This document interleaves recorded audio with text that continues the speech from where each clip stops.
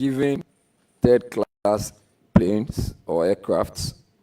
We are giving terminals that are virtually unused or abandoned. And in fact, we are even served food on planes, which one can easily decline taking those. Mr. Foreign Minister nominee, any assurances as to how you are going to ensure that vis-a-vis what the Nigerians use, what the South Africans use, you're going to have Ghanaians use get similar treatment? Thank you. Well, thank you very much, Honorable Member, for this question. And it's a very important matter. And you will recall, if you go through the Hansard, you will see that this is a matter that I have raised on a number of occasions.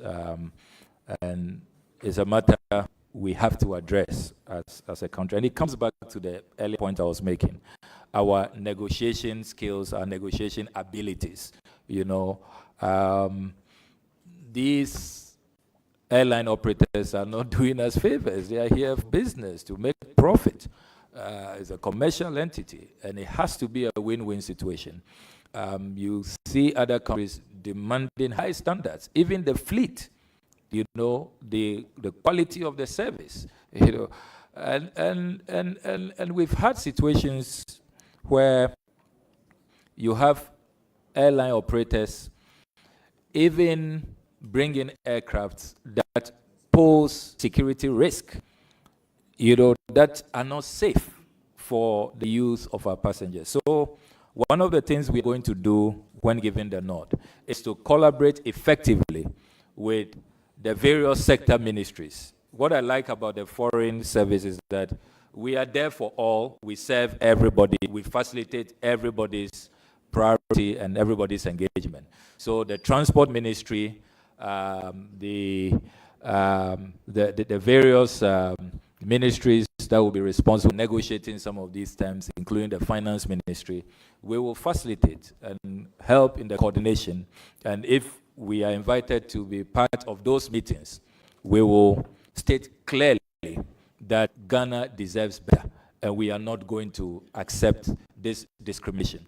Related to that, another matter I'm very passionate about is how our visa applicants are treated. It's a matter I'm going to address strongly and forcefully.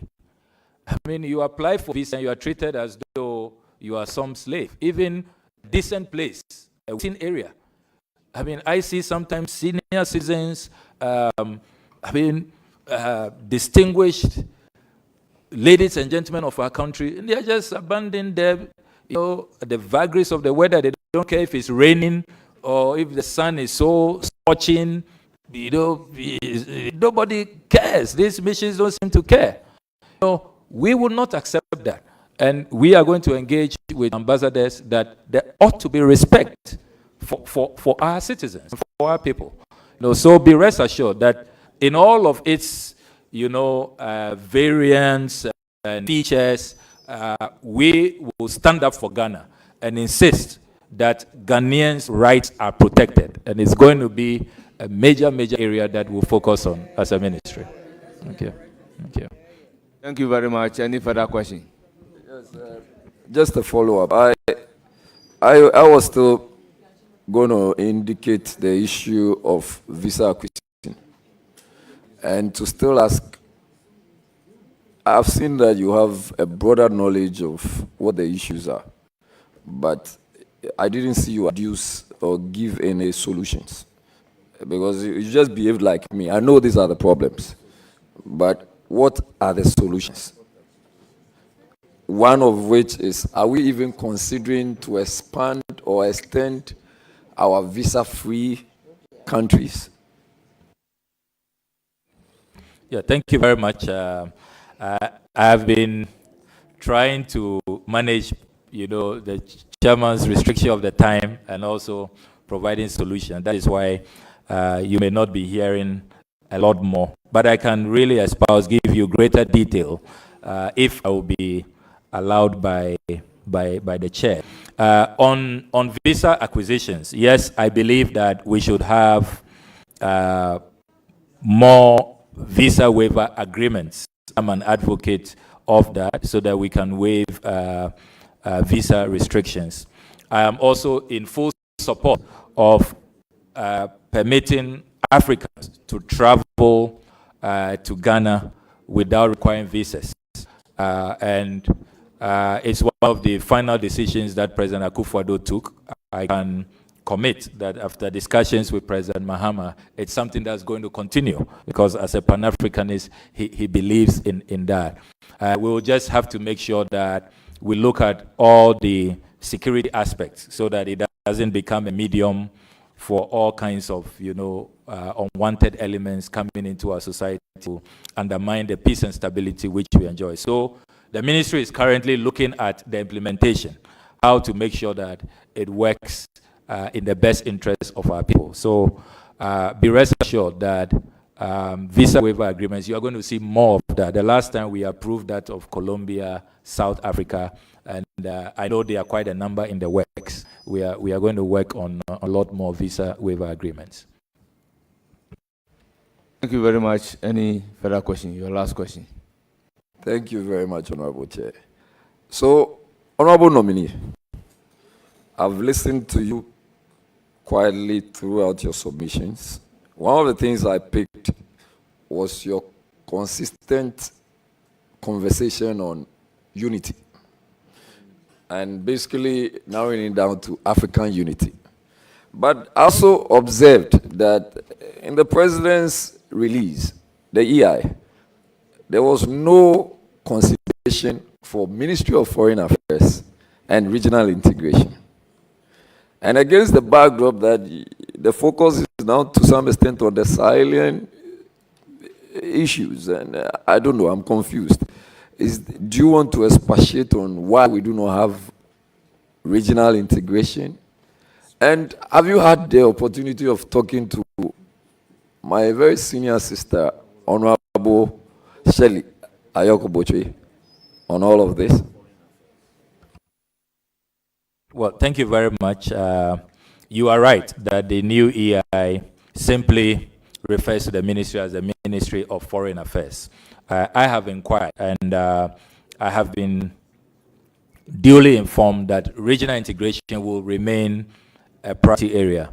But the thinking is that let's not limit the scope of the ministry. That name suggests as though the ministry has one focus, even though regional integration is important. So we will maintain the Regional Integration Bureau. We are still going to be champions of African integration. Everybody knows that that is Ghana's forte. We are the foremost nation since the days of the Sajefo to advocate for an integrated, united union of African states. So that will remain a priority, but it's just a simple nomenclature issue.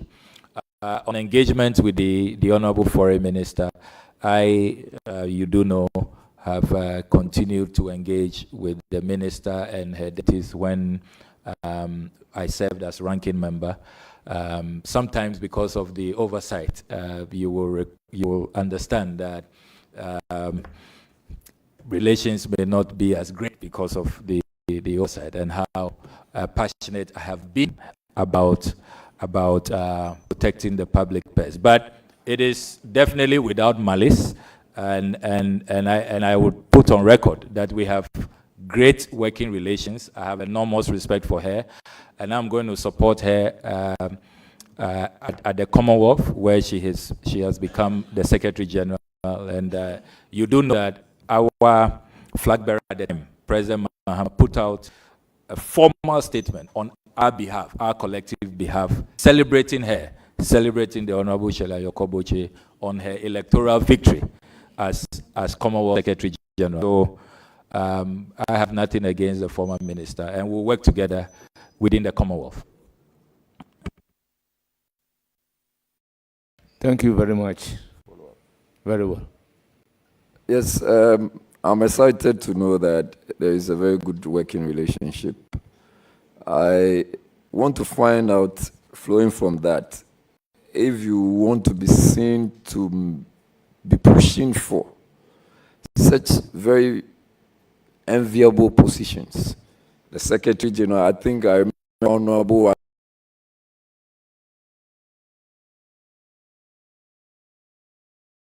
Tetekoda, and Honorable Ibn Chambers, and then now my venerable sister, Honorable Shelley Ayokobuchi, and Kofi Annan. I want to see Honorable Okujetu. Are you going to assure us that it is a path you are going to push? Honorable member, the question is overruled. You have to determine whether you can do that or not. And it's not a matter that you should be disclosing to the whole world. Thank you very much. To Honorable Roxanne Dafamo.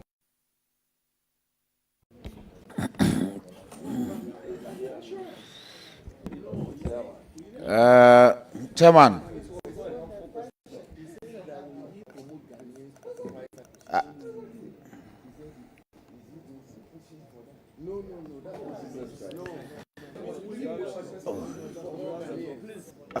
Chairman, ma zamonu pokpo ma da pe gbogbo na mi duplola John Dramani Mahama.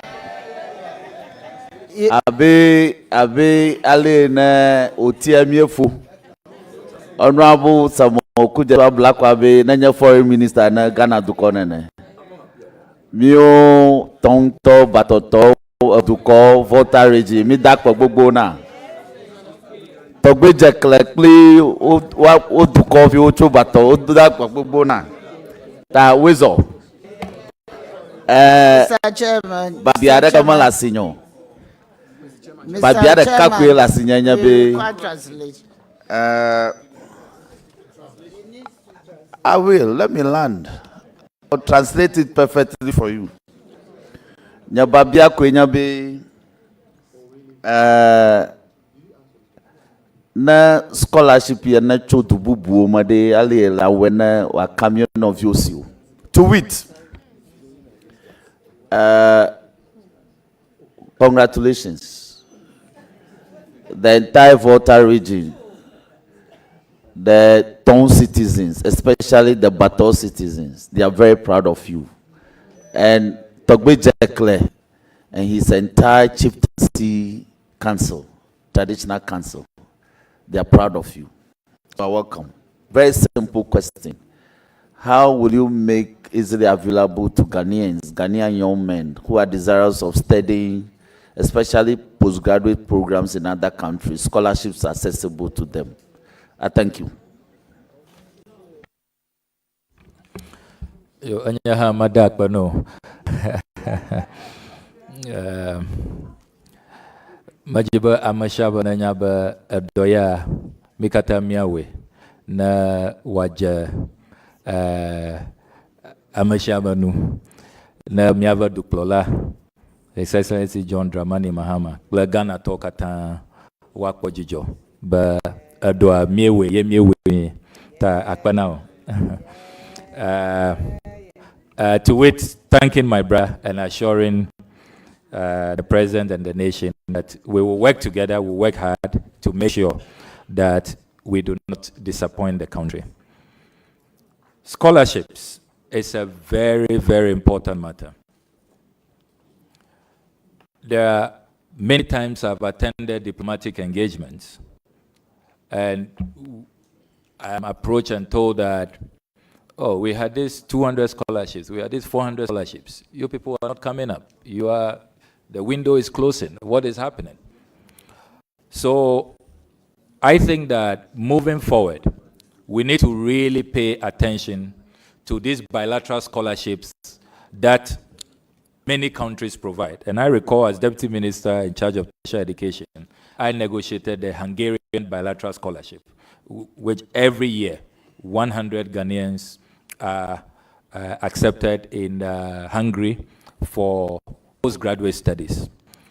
That is a sure way of reducing the burden on Get Fund, on Scholarship Secretariat, GMPC and others who are struggling with a narrow fiscal space to sponsor scholarships.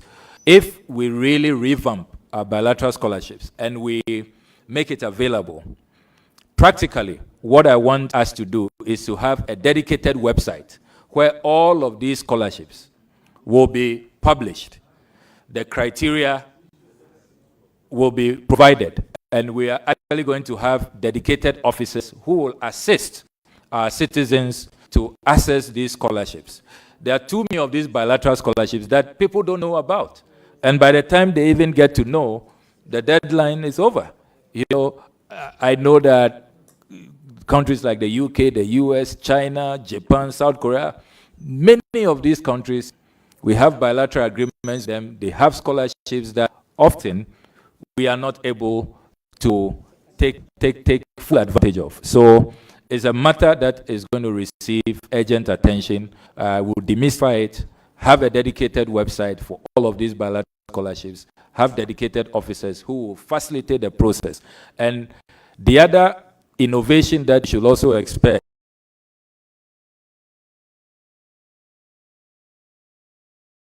is that I want us to look at the passport fee regime again, so that we will create some dispensation which will omit some categories of Ghanaians, particularly brilliant but needy students, from paying passport fees.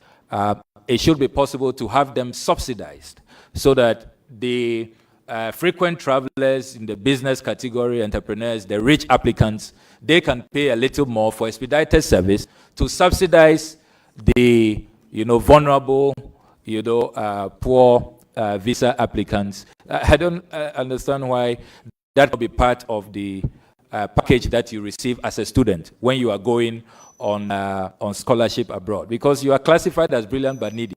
So why should you be struggling to pay passport fees? I think we can take a second look at the fee structure and exempt our needy students. So these are some of the interventions we will be doing in the area of scholarships. Thank you. Any further questions? Yes, Chairman.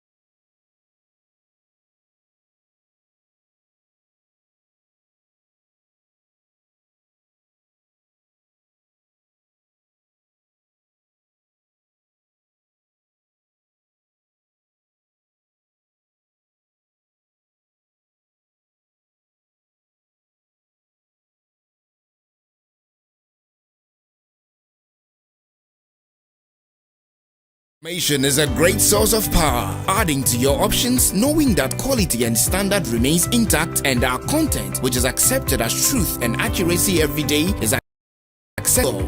Access your favorite daily graphic and our weeklies, The Mirror, Graphic Business, Graphic Showbiz, Junior Graphic, and Graphic Sports on Graphic News Plus app. It's the digital replicas of our work. Download Graphic News Plus app on the Google Play Store, Apple App Store, and available on www.graphicnewsplus.com as you remain abreast of and keep pace with on-the-minute news updates on the go. Home sweet home. Welcome family and friends. Choose the bundle that best works for you from as low as 10 Ghana cedis weekly for unlimited access. So then I want to find Follow up flowing from the answer. Yes, please. That at that time Yes, he was definitely. not in regards to his nominated. appointment as the special envoy to the Sahel states, Yes, so then, Honorable Nominee, I want to find out from you, can you take us through the step-to-step mission of this special envoy, considering the fact that all these 3 states are headed by military leaders, and the intervention by ECOWAS, their exit from ECOWAS, and our continuous membership with ECOWAS? Thank you.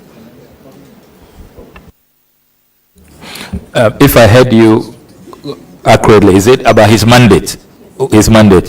Okay, thank you very much. First of all, Lieutenant Colonel Bevolate is a good uncle of mine, and so if you are probably concerned about working relations, I can assure you that we have such a fantastic working relationship. The camaraderie is absolutely phenomenal. When he was National Security Coordinator, I was Deputy Minister for Information, and we worked together. So we have had a long-standing, very cordial and warm working relations. And I can proudly say he's one of the people that I look up to and I admire greatly.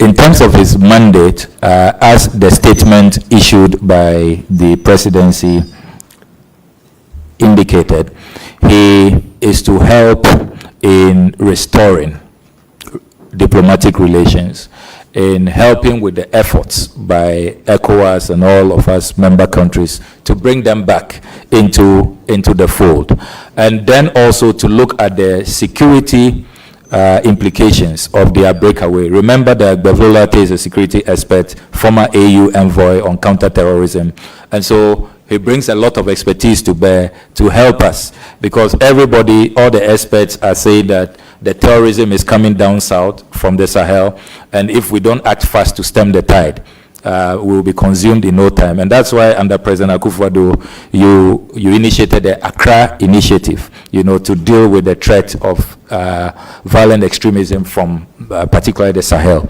So his mandate is to open dialogue, and in diplomacy, dialogue is key, is really fundamental, and to help in bringing them back to the fold, whilst at the same time addressing the security challenges that the Sahel is posing to us as a country. So that's his mandate. Thank you, Honorable Chair. This will be my second question. Honorable Nominee, let me start by saying that there's no malice intended with this question. I just want you, I'm sure a lot of Ghanaians would want to know. So then, some Ghanaians, the population, have described you as someone who is a populist. Some have also said that you're a propagandist. Others have said that you are quick to come out with information without verifying. I want to find out if the international community is supposed to go by this narration of you. What would you do, or what would you say today to put them at ease? Thank you. Thank you very much for this question.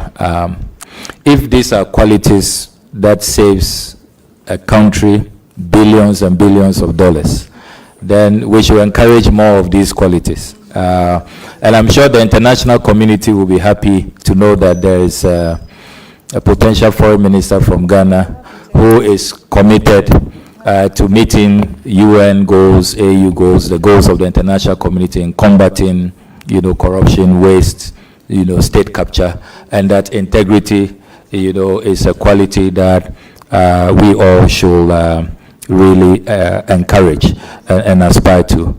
And I can also place on record that in all of the work that we have been doing, we have not injured anybody's reputation. We verify, we make sure we validate.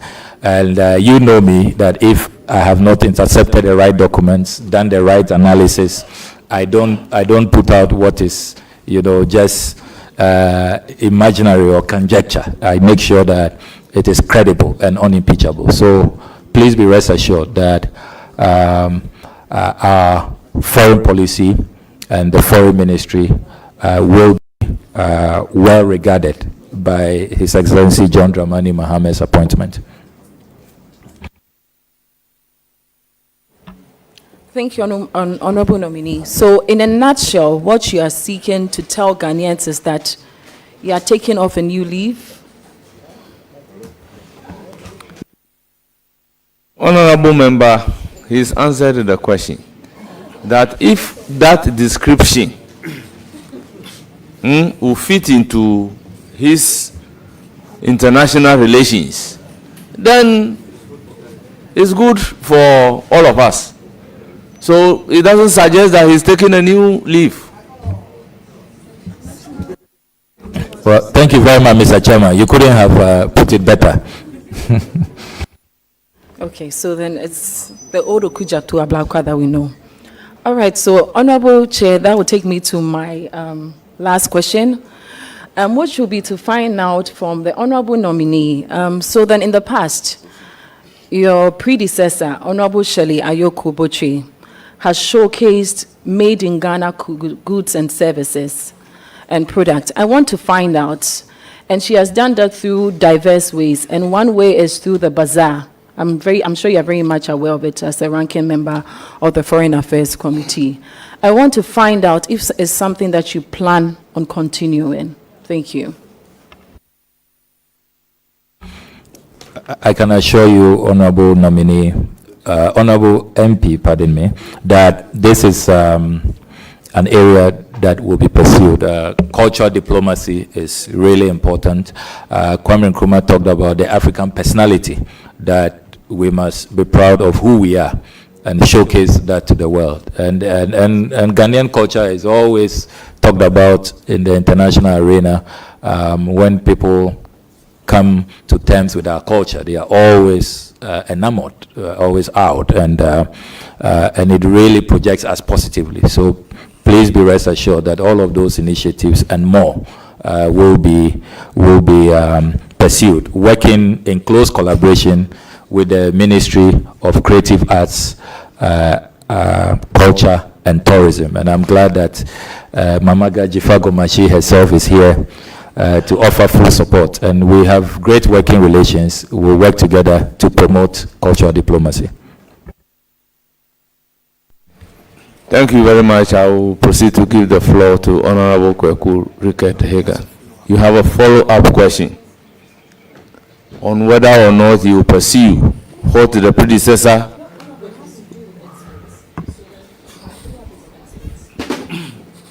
well, then that is a different question you want to ask. Well, go up with your follow-up. And if it is not a follow-up, you know the consequences. So then, Honorable, thank you very much for your answer. I wanted to find out, since we are talking about exports and our local producers, I want to find out, leveraging on our trade blocks, I want to find out how you promote these exports and also in turn bring in foreign exchange. Thank you. Two pillars will be utilized for this. The Africa Continental Free Trade Area Agreement, I think that we really have to leverage that. And then President Mohammed's 24-hour economy policy. You know, he's appointed the Venerable Guzi Tano to coordinate the 24-hour economy vision of the president. And this is aimed at industrialization. And to industrialize, you must add value to what you produce. And so the 24-hour economy and the Africa Continental Free Trade Area. Remember that President Mahama has said that he will chair the Africa Continental Free Trade Area objectives himself. And so these will be the two pillars which are used to promote our trade and how we add value and diversify our economy. Thank you. So, Honorable Vice.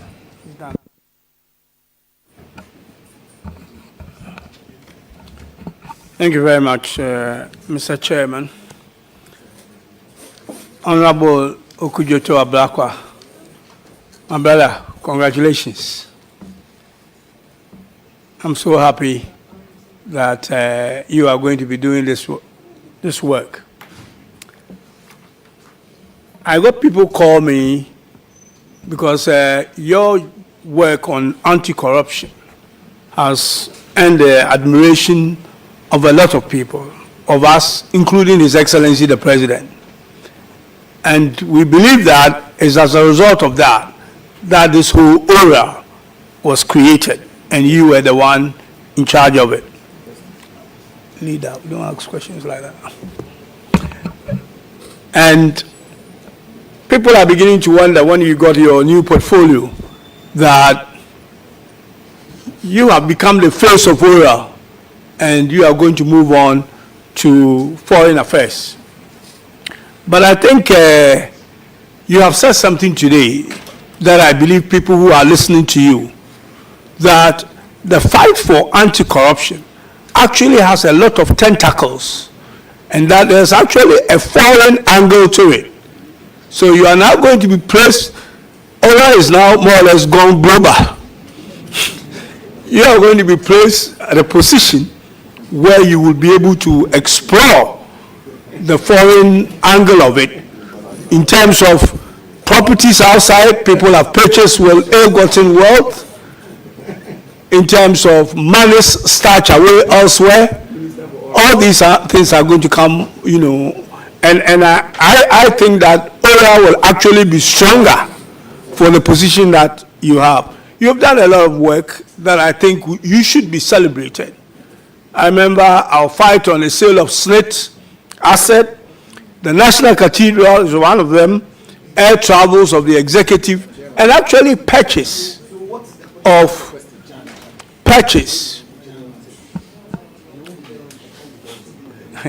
All right, just forget about the distraction. And the purchase of actually properties, you know, for foreign missions outside that obviously did not go the way it should. And I think that we should take this opportunity to actually thank you and celebrate you for the good work that you have done for this country in not only protecting the national purse, but in your case, you're actually saving the national purse. And you must be commended for that. Actually, you know, my sons admire you, and they send their congratulations.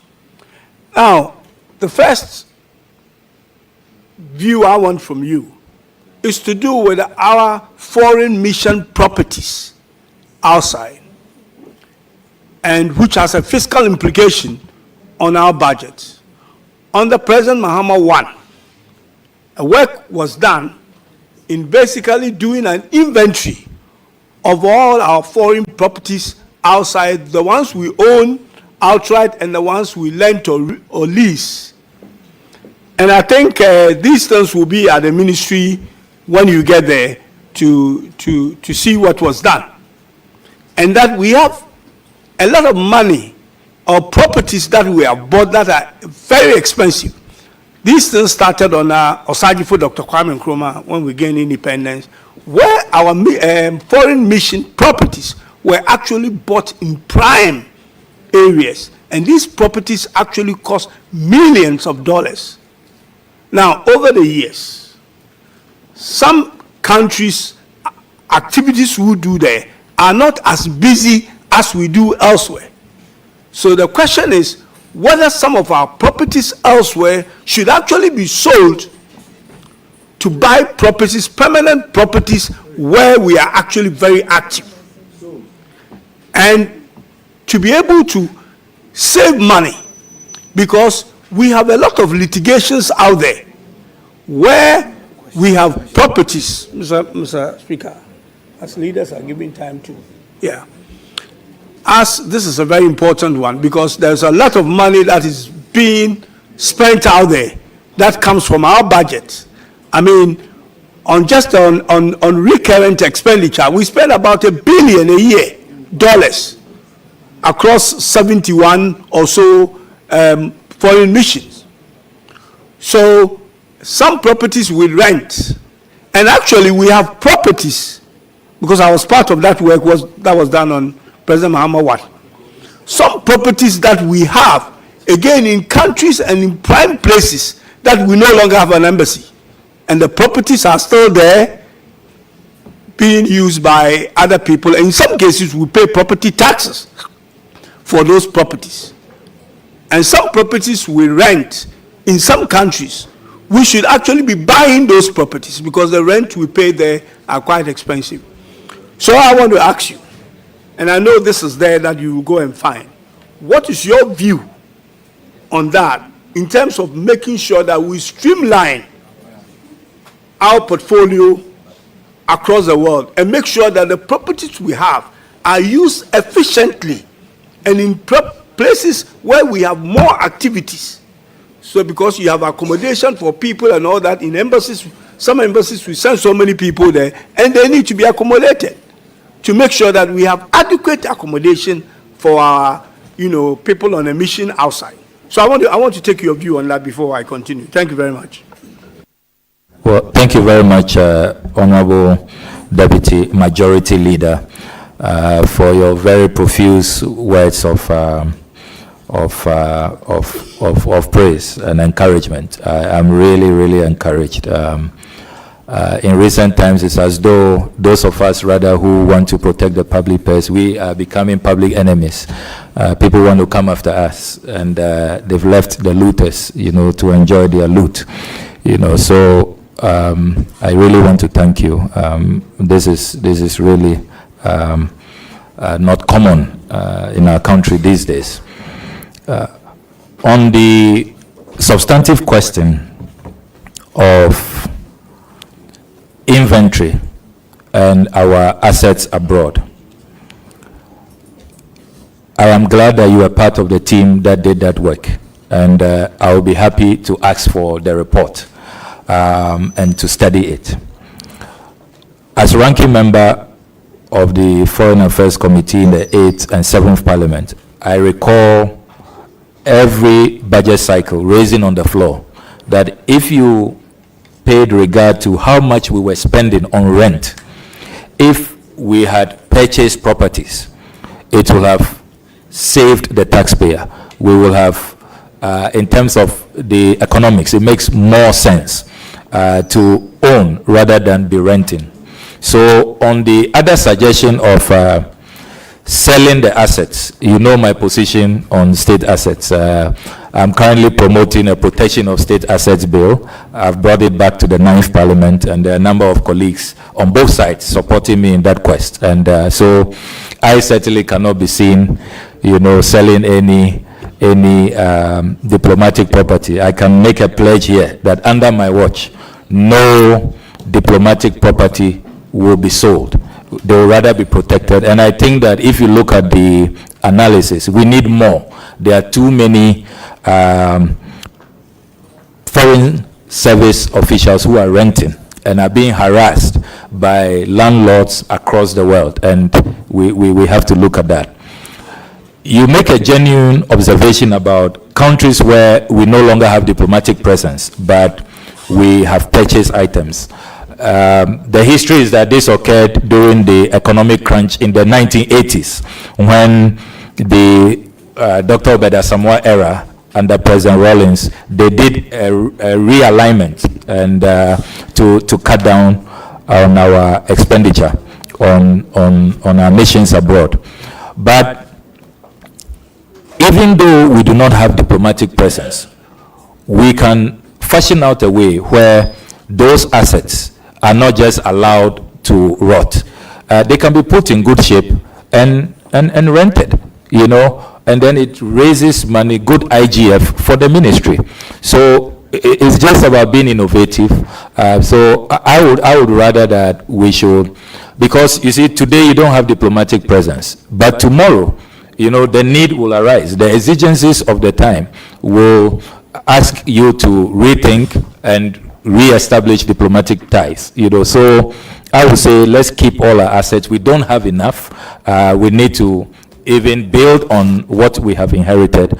But certainly we'll look at the report and then see how we acquire more assets and then reduce the annual expenditure on rentals. It's really killing this country, and it's something we have to deal with.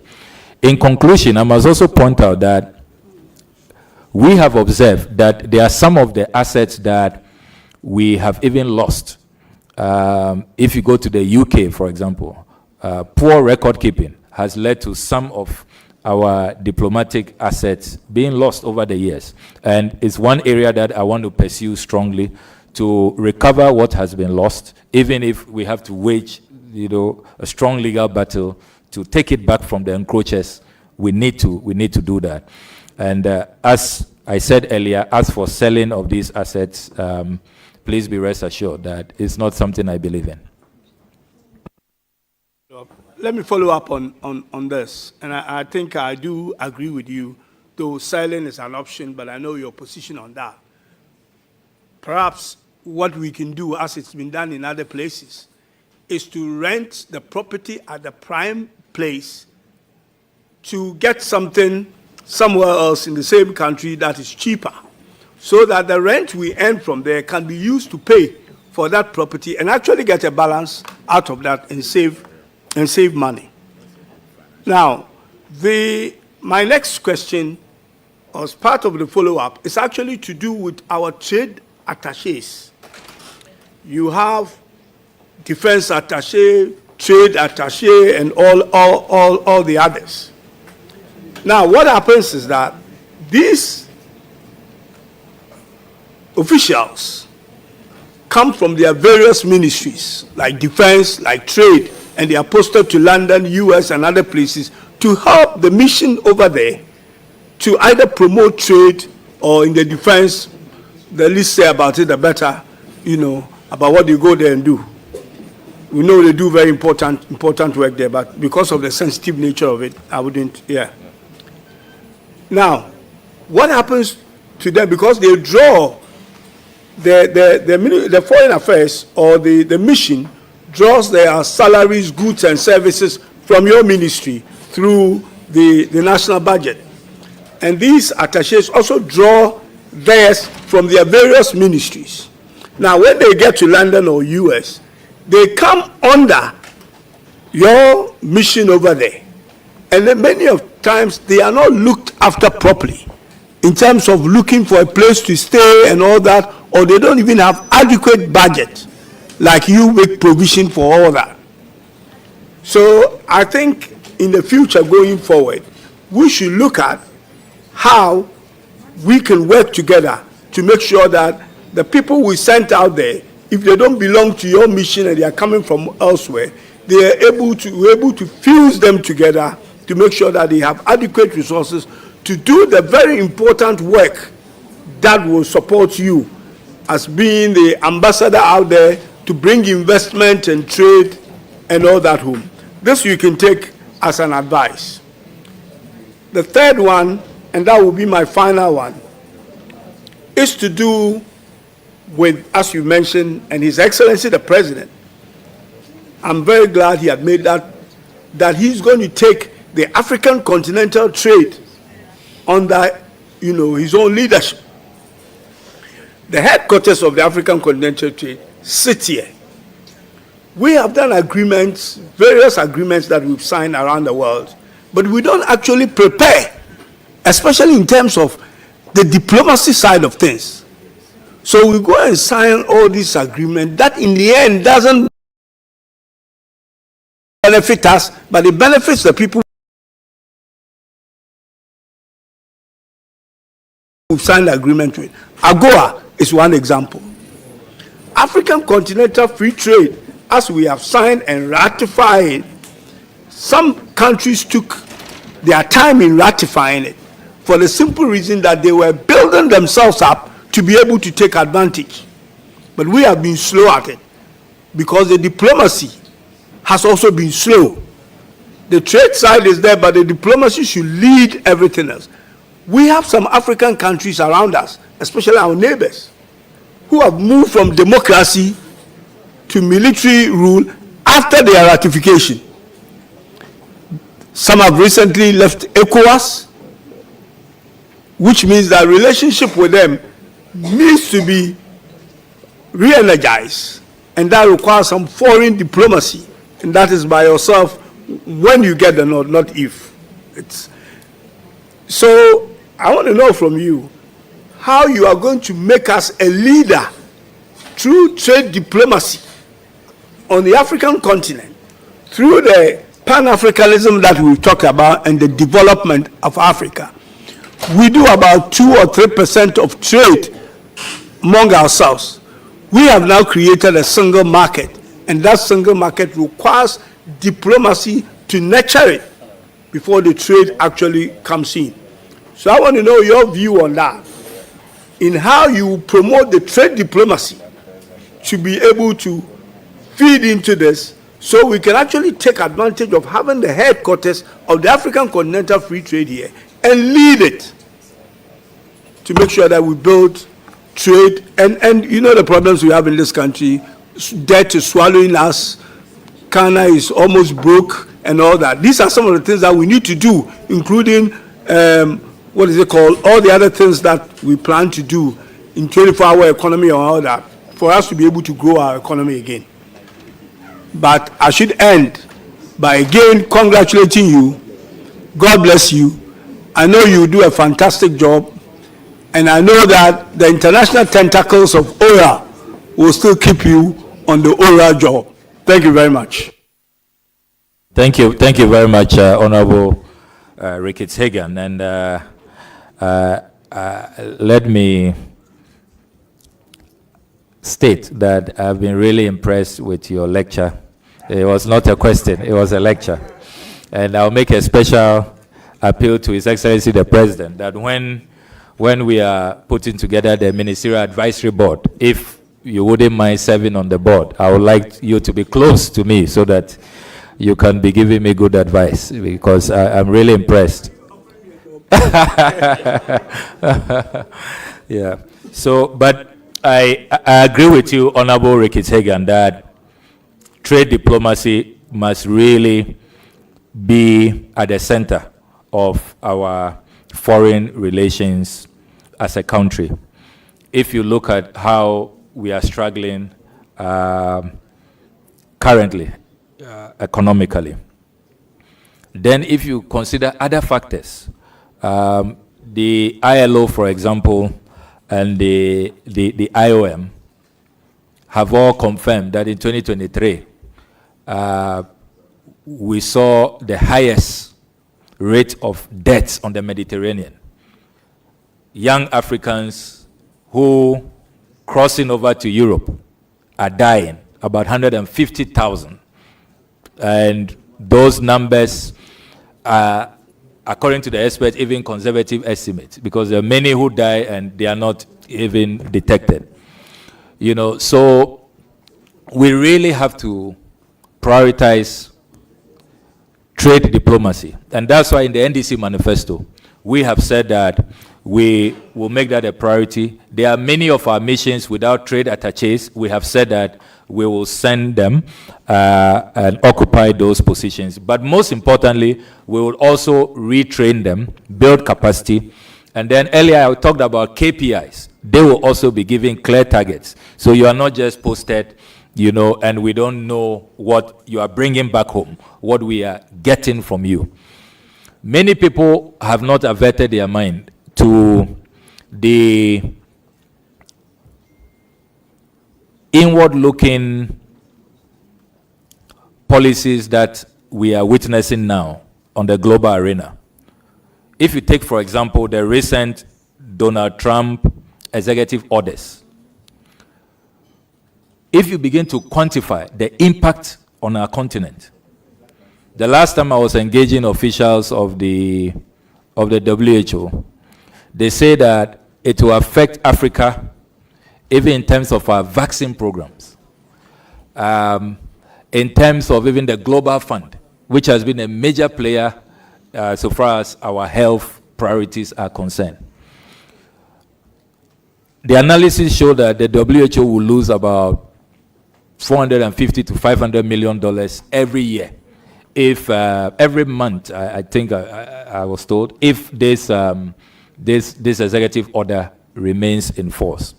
So what that means is that we can no longer continue to be relying on handouts and aid from other countries. We must really take our destinies into our own hands and forge a path that is self-reliant, that will really lift our people out of poverty. And that is where this trade diplomacy comes in. And the literature is clear that over the decades, aid hasn't worked. What we really must promote is trade trade, not aid. So these trade attaches will now take a very serious look at it, build capacity, make sure that there are clear KPIs, and within the larger ambit of economic diplomacy, where in our manifesto we talk about formulating a blueprint for the first time in our country's history. We will do all of that with clear targets so that trade diplomacy will work for our people, will help to improve the living conditions of our people and create jobs for our people.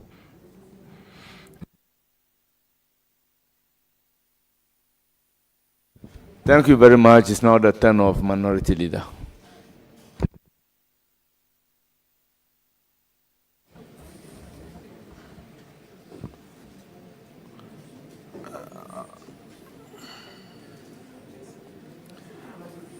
Honorable nominee,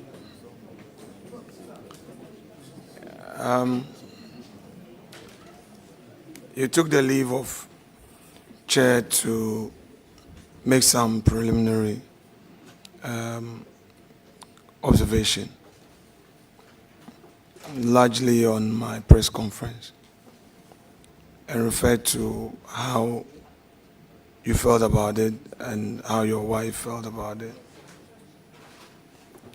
I think Chairman largely addressed the issue in another way, which was acceptable to me, because we're all having our own challenges that we couldn't have communicated.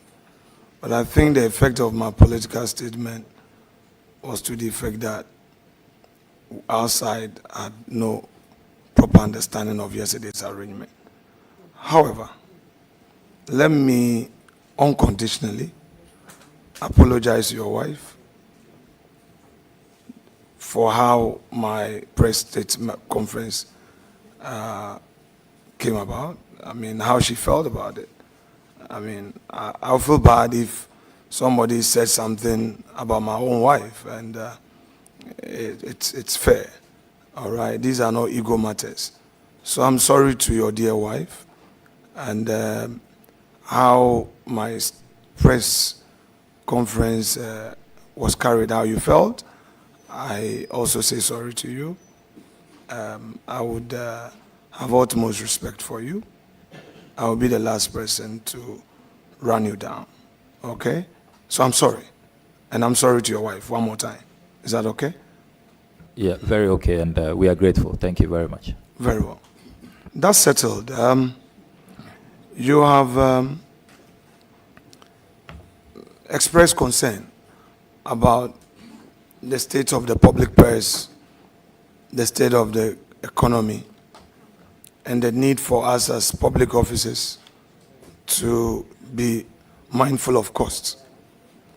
Can you, without prejudice, assure the nation that true to those values you hold dear, you will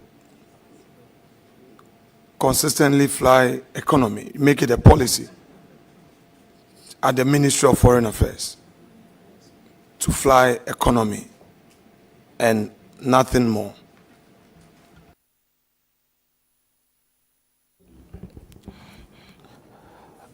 In my private capacity, when I'm traveling, I fly business.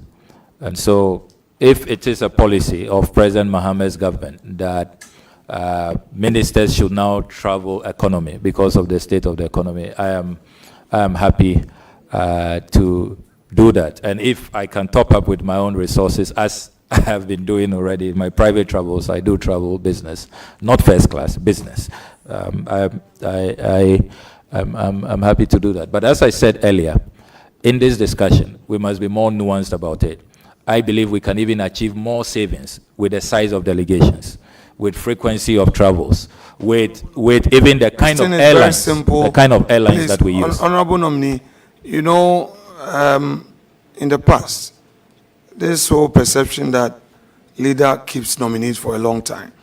I would try to be very specific. So limit yourself as well so that you don't create more room for follow-ups, which would make your guests uncomfortable and your party members may think I have some personal agenda. So please pay attention and let's have a good conversation. So just to rephrase it, would you want to take a personal decision to fly economy, even if government policy is for you to fly business? I don't see what that achieves. It's totally unnecessary. I would save costs on travels using other mechanisms. I'll watch the size of delegation. I'll make sure that the kind of airlines will always go for what is competitive, and even per diems and all of those, the kind of hotels and all. There are many ways that we can save money, and those are the matters I will pursue, and we will save even more money for the country. I really don't see where this economy discussion is going to. No. Please, your question, please. Any other question?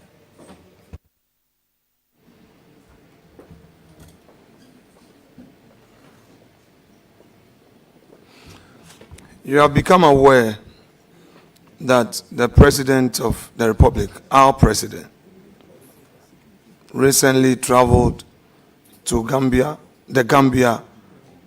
and the Republic of Senegal by using his brother's private jets. You become aware of that, correct? Yes.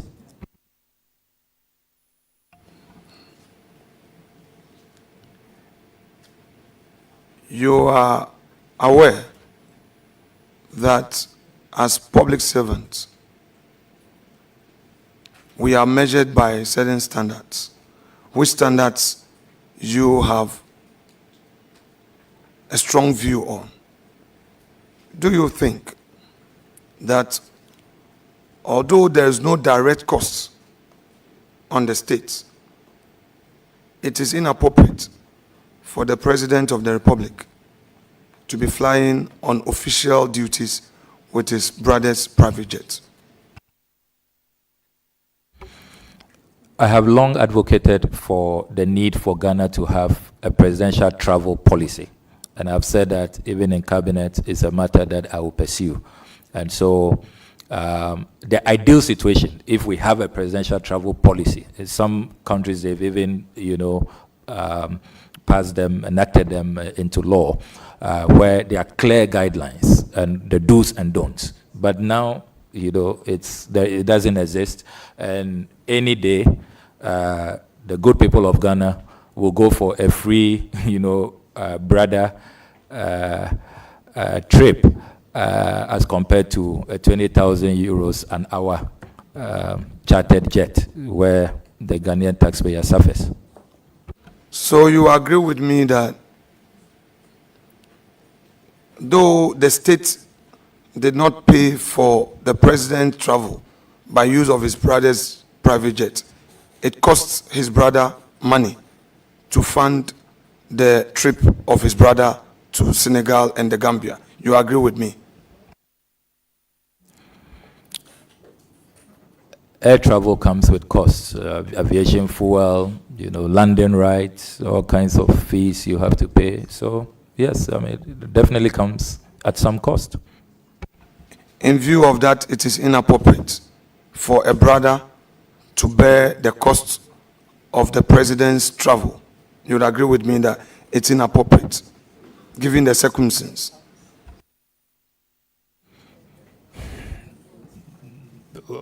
If you can clarify your question, I don't see why you would say it's inappropriate. I will clarify it. Just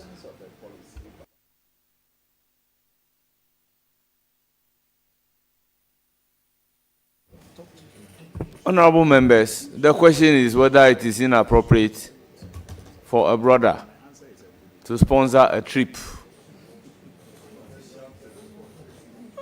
Honorable members, as for a gift from a brother, you can hardly reject.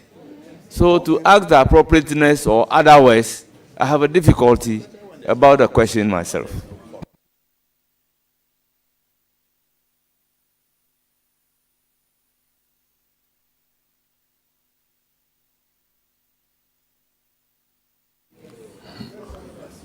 Mr. Chairman, the nominee wanted me to provide clarity.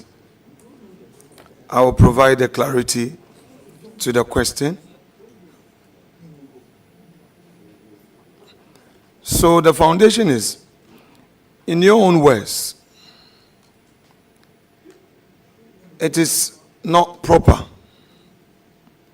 for a president to travel on a $20,000 an hour jet. We need a policy to guide presidential travels. But for the time being, there is no policy. According to you again, the president traveled to the Gambia. That is President John Dramani Mahama, our president, traveled to the Gambia and Senegal by using his brother's private jet, which travel came at a cost to his brother. You've given a breakdown: aviation fuel, the cost of landing, all those associated costs, including meals that are served on the aircraft, salary allowances of the pilots, the air hostess, all those who are hosted, not only the president, all those officials in the aircraft. His brother bore that cost on the president's behalf.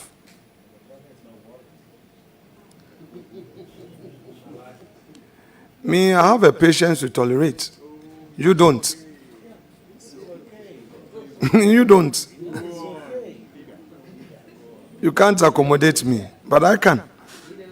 Don't you think that the actions of Mr. President in the circumstance as available to us was inappropriate?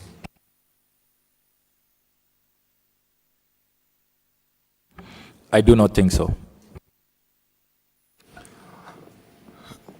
Respected colleague,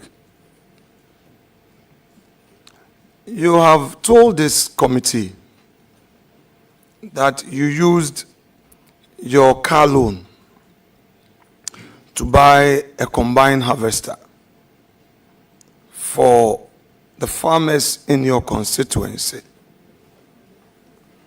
First, I want you to be specific to guide us. You had a car loan in 2013, 2017, and 2020. Please share with us which of them you used in buying the combine harvester. Is it the 2013 one, or 2017 one, or 2021? Because each parliament, an MP is giving a car loan. So I want to know from you which of them you used to buy a combine harvester for your farmers. I was making specific reference to the 2021. In fact, the question was specific reference to 2021. So, may I know from you, the 2021, you see, normally the procedure is this: you will give the name of the automobile company that you intend to buy from. You provide the name to Parliament, and then Parliament will issue the check directly to the automobile company, because the check is not issued in your name. Now, let me ask you, the letter you wrote to Parliament in respect of you drawing this amount for your car loan, how did you draft the letter, and what was the content? This procedure you talk about is a procedure not known to me. I I'm aware that there are a good number of MPs, majority on your side actually, who have used their car loans for other matters. You are aware of the reports under former Speaker Okwe, those who use it to pay their children's school fees, children abroad and all of that. And I don't know how they then drafted their letters to automobile companies when they used those monies for school. So some have used theirs to pay their children's school fees. I use mine to buy a combined harvester for my farmers. I don't really see, and my farmers, my rice farmers are really grateful. So I really don't know about this procedure you're talking about. Honorable member, and I'm happy that we're having this exercise, and I just want Chairman to pay attention to this. Honorable member, I am being very specific to you. If you say I am aware, at this point I am not on oath. If you say I'm aware some people used their monies for children's school fees and other things on my side, you see, then we'll be getting into a certain arena. People may not appreciate when I want to now delve into it, provide evidence of those people, then they also come and defend themselves. So I would plead with you. I'll be happy to provide. No I have the list. Okay, that's fine. I can provide. That's all right. Then I'll be happy to know. I'll be happy for you to provide.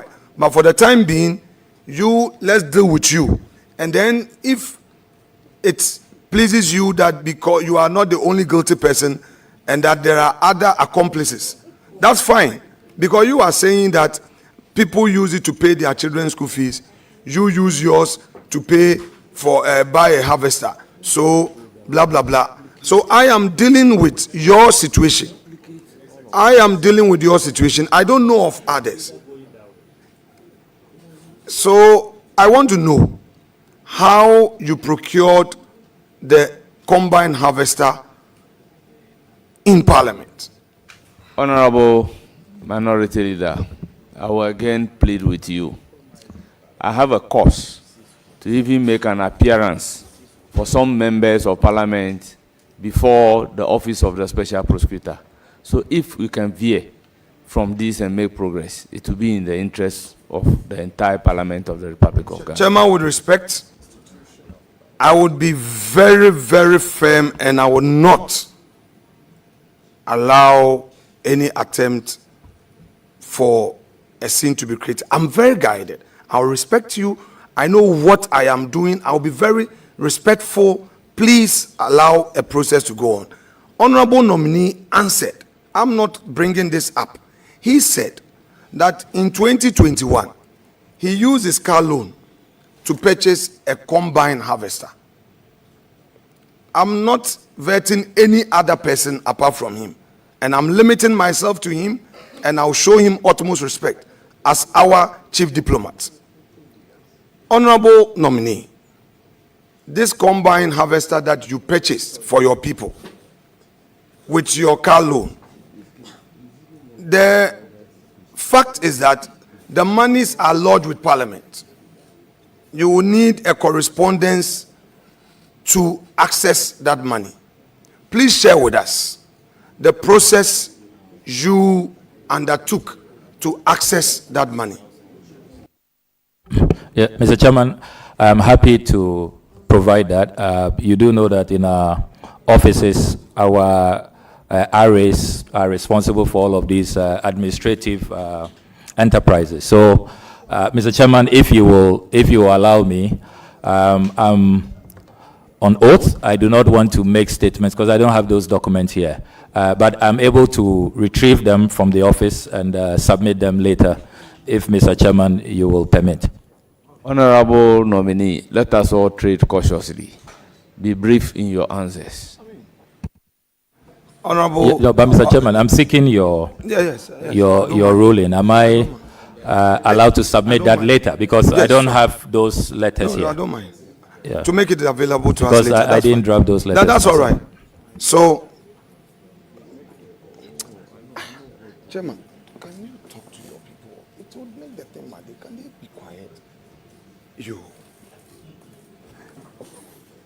Honorable nominee, whilst we give you time to furnish us with the letters that you wrote to Clerk of Parliament.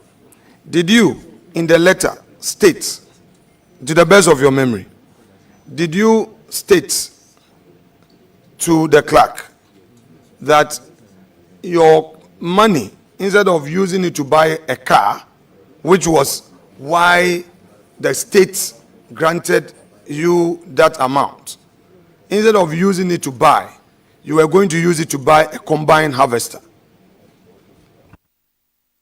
I've been very open and transparent about my dealings, and I do not want to engage in guesswork. I have said that I will submit all the necessary documents on this particular transaction. So I would not engage in any guesswork. But I volunteered this information. I've talked about it time without number. Everybody in my constituency knows I have nothing to hide about this matter. So I'll submit the documents to you. But for now, I will not engage in any guesswork because I don't have the documents here. 2013, your car loan, did you access it?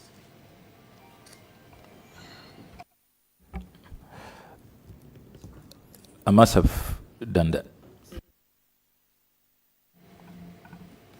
Can you share with us how you accessed that? Again, I'll have to retrieve those documents for you.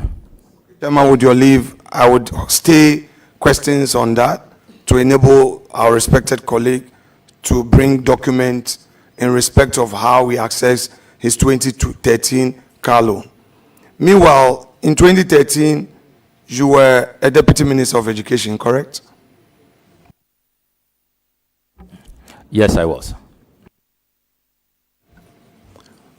In your work, you had access to an official saloon car and an official four-wheel drive as a Deputy Education Minister, correct? Yeah, correct. At the same time, you had a four-wheel drive purchased for you by Parliament, correct? That's a car loan, so I don't know how you are defining that. It is deducted from our salary, so I think that it has to be, the context has to be, Yes, I would, Honorable Nominee, don't worry. I would be fair as much as possible. Car loan, that's why I use the word car loan. So the ordinary meaning of a loan is that you will pay back. And we know that the car loans that we access, they deduct from our salary within the 4 years. So I will get to that point. Now, when you served 2013 to 2017 as Deputy Minister of Education, on record, you've told the Ghanaian public that you had access to an official four-wheel drive, had access to a saloon vehicle, and then on top of it, another four-wheel drive, which was a car loan from Parliament. Now, when you left office, the saloon car that you used, did you get the opportunity to purchase it? I didn't put in an application to purchase it. That was available as an option, but I didn't avail myself for it. So I left it behind. Same with the four-wheel drive you used at the ministry? Yes, four-wheel drives are not covered under this policy. Emphasis. So for emphasis, all my emphasis. official cars were left behind. I didn't apply to buy any of them. So as at 2017, the only vehicle available to you was your four-wheel drive that Parliament bought for you, which there was deduction, correct? Honorable Minority Leader, the nominee keep on saying it is a car loan, and you are using the word Parliament bought for you. Let's not create a different impression in public. So let's restrict ourselves to a car loan before the impression is created in public as if Parliament buys the car for us.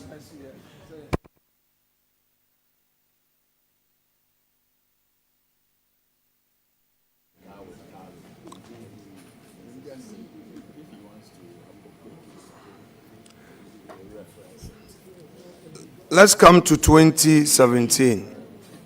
Again, you won election and you came to parliament. 2017, again, the state made available a car loan to you. Did you access that car loan for your second term in parliament? Yes, I did.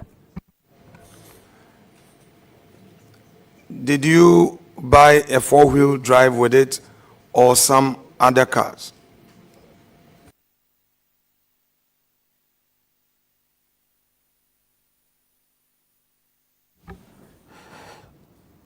I stayed within the quantum available. So because I had the Land Cruiser for the previous term, this time I purchased 2 salon vehicles, but I stayed within the parameters. I didn't exceed. Yeah, because you know that some Yes. people do pickups and all of that. Yeah, so. Honorable member. Yeah, for clarity. Yes, with respect to you, please help me by limiting it to only yourself. Because when you say other people, that's where chairman doesn't want me to go there, so that we don't introduce whistleblowers and other people's rights. So it's you now for the time being. Is that okay? No, it cannot be okay. It's important to put things in proper context. People must know that there are these options available to all of us. People are taking different decisions. Some are doing a pickup or 2 pickups, or a pickup and a Land Cruiser, or a salon car, and all of that. So it is important to put things in proper context so that the wrong impression is not created. So for 2017, you used your car loan to buy 2 salon vehicles. You've just told us that. Yeah, absolutely. Which salon vehicles are you referring to? A salon vehicle is a salon vehicle. I can provide the details and my CAN number, but I don't want to do that publicly. So I can provide that. So are you able to provide us with the letters you wrote to Parliament? Which letters you use in accessing those funds to the automobile company where you bought them? You'll be able to provide us? My RA keeps very good records, and Honorable I'm sure member, all of let that. me If chairman, let me straighten the record. yeah, That we've all been beneficiaries of the car loan.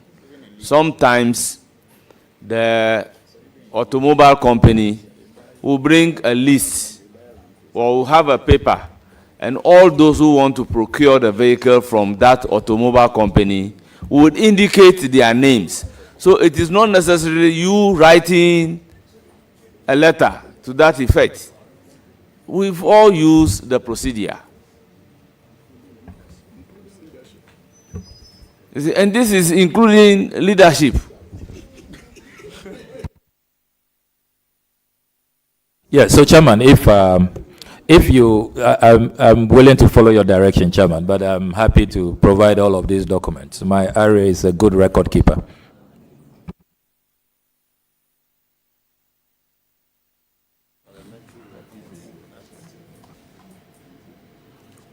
Honorable nominee, do you know Rukayatu Al-Hassan, a chartered accountant who works with the Controller and Accountant General's Department? No, the name doesn't ring a bell. Honorable member, do you know of Louisa Osei, who works at the Department of Public Invested Lands Management Division at the Lands Commission? No, I don't think I know them. You'll be surprised if these individuals say they have a close relationship with you. I'll be very surprised. Now let's come to Ora. And you indicated, I'm bringing you there because on your CV, sometimes people may not appreciate why we're asking certain questions. If you come to page 1 of your own CV, you stated profile, Member of Parliament for Norton, 4th term. Then you come to summary. Under it, you have chairman, Operation Recover All Loot. So it's on the basis of what you have put on your CV that I'm mounting my questions. So now, share with us. I know it was publicly announced that the respected Domlevo is a member of your committee. The respected Kofi Boachi is a member. And then Mr. Martin Kpebu, a respected lawyer. Sometimes people may have their own disagreement with him, but he's also playing his role in our democracy, and I respect him for what he's doing for his country. We can't always agree. Now, tell us, in very clear terms, what the mandate of this Ora has been.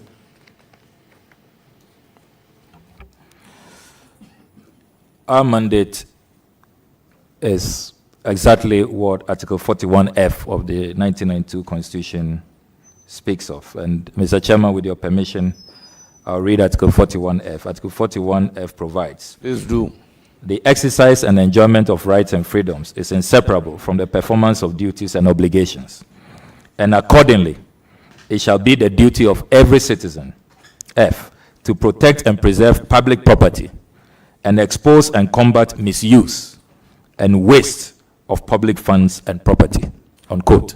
So our mandate is to really be patriotic citizens. And I'm so proud that His Excellency President John Dramani Mahama found me worthy to chair this eminent committee, which has the eminent patriots you have listed. Our mandate is simply to serve as a vehicle of information gathering. We've put out hotlines, we've put out emails, we have a website, and we are receiving information which we are compiling in a comprehensive document. We also carry out field visitations, because we don't want to be an armchair committee that just, puts together a report that we cannot verify, which we cannot validate, which is not credible. So we carry out field visits. We've been to a number of places across the country to be sure that the information that people are giving us are indeed accurate, so that we can present a credible, comprehensive report to His Excellency President John Dramani Mahama. So that is what we have been doing, making sure that we prevent the looting, the misuse, the abuse of public property.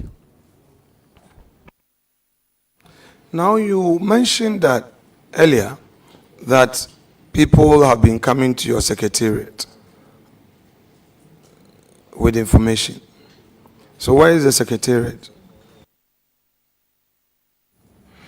The secretariat, which is really a makeshift secretariat, and we have to express our gratitude using this platform to Her Excellency the Vice President, Professor Nana Jenopoku-Agyemang. We share her office with her. She generously, because she also believes, so passionately in oral, in protecting looting and protecting public assets. She very graciously allowed us to use her office for this work. So that's the secretariat we are using. You mean her office at Jubilee House?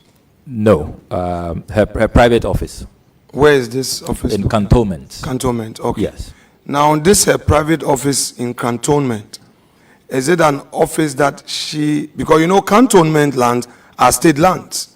So now, this her private office in Cantonment, is it an office that she owns or she has rented? Is it something that you know? Honorable member, the question is overruled. The essence is that she is not the owner. The place was made available. The person who made the place available has been mentioned. How would he, the user, be able to know whether the place is owned or it was rented?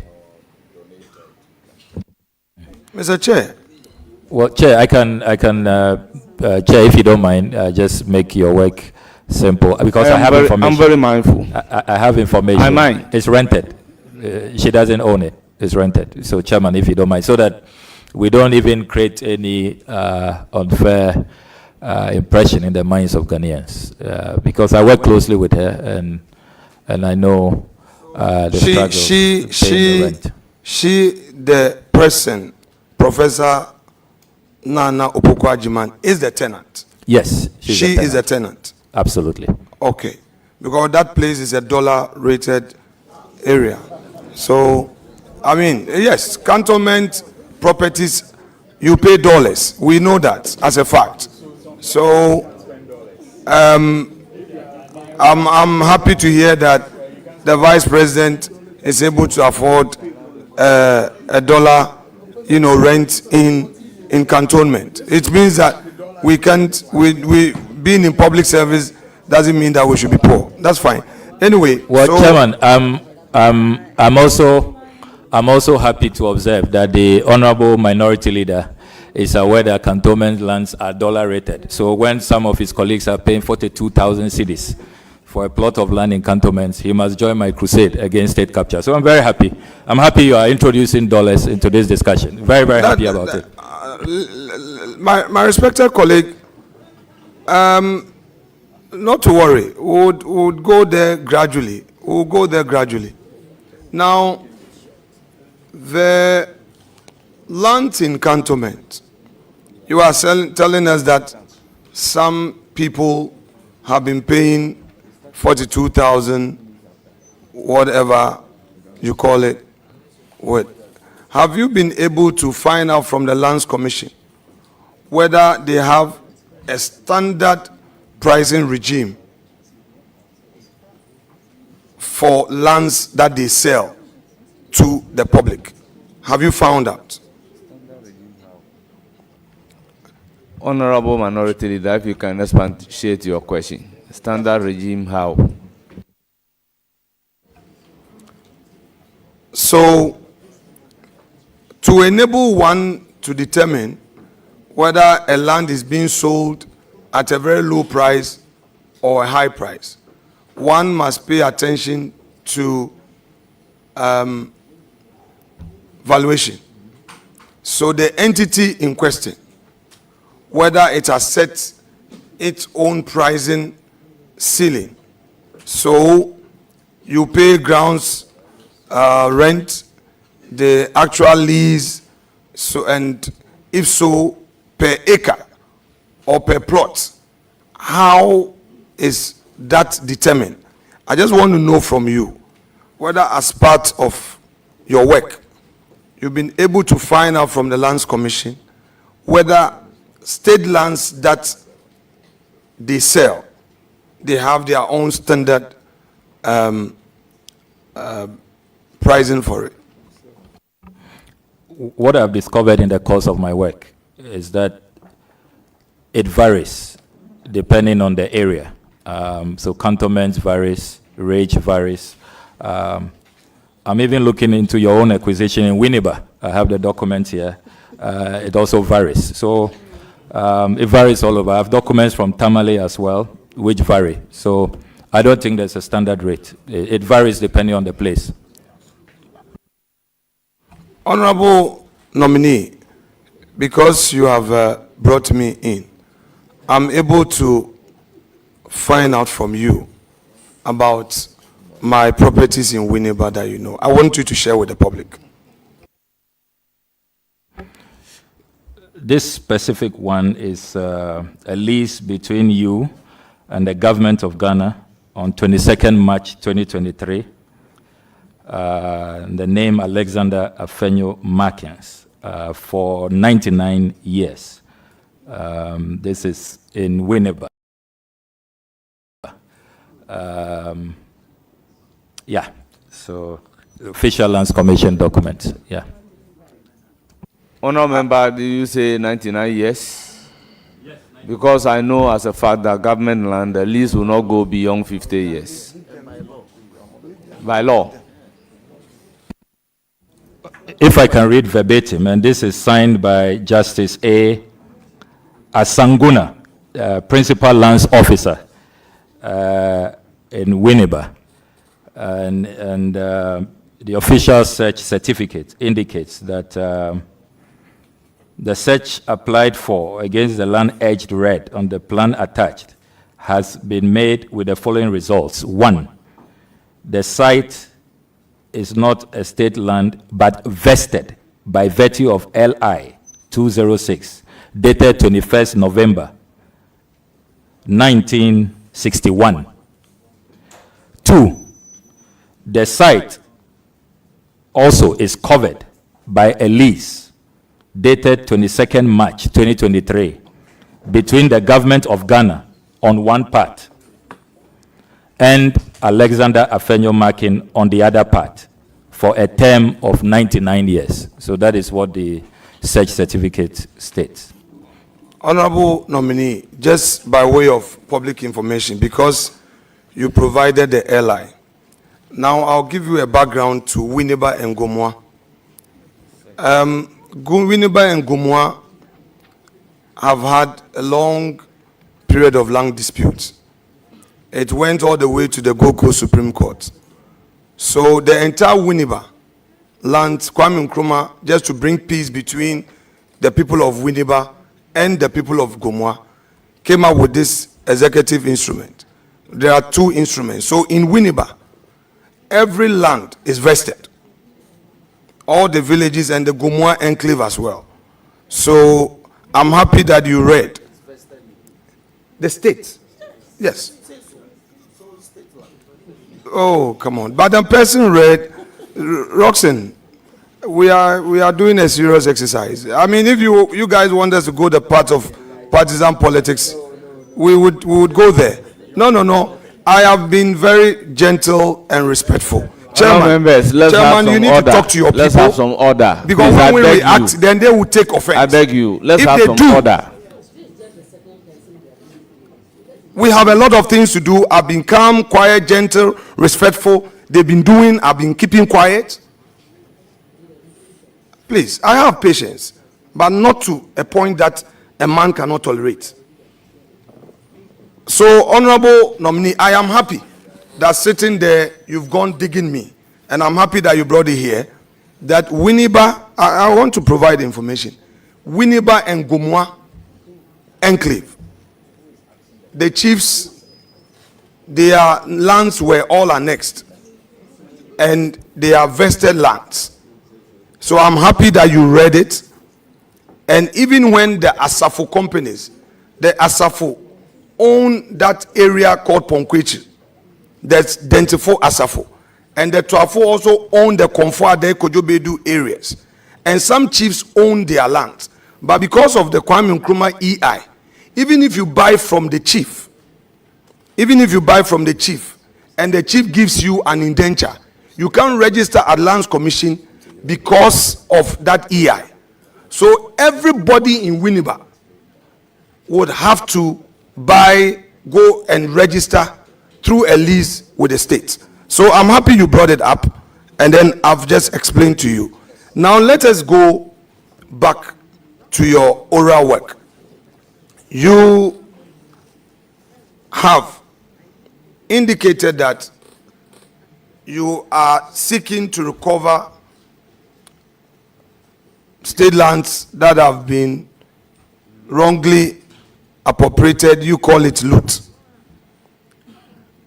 Now, are you looking at all state lands that were appropriated by individuals since 1992, or you are going way down to the 80s, 70s, or you are limiting yourself to recent years? Can you share some light on your mandate?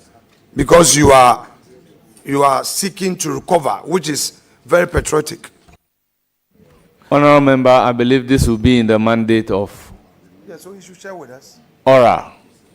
The nominee before us is being vetted for a position of a foreign minister.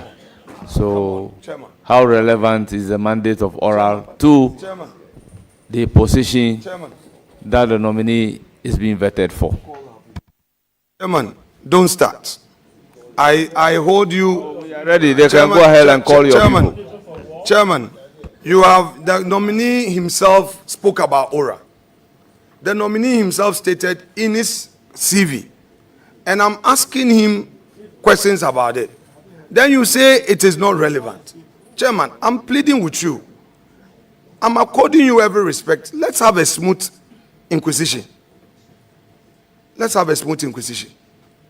Honorable nominee, your work aimed at recovering state assets, lands that have been looted, etc. Which period are you looking at? His Excellency the President has made clear that looting is looting, and it doesn't matter when it occurred. Once information emerges that it was an unconscionable transaction, we should document it. Remember that I have said that our work is with phase 1, information gathering. When we have presented our report to the President, phase 2 will kick in.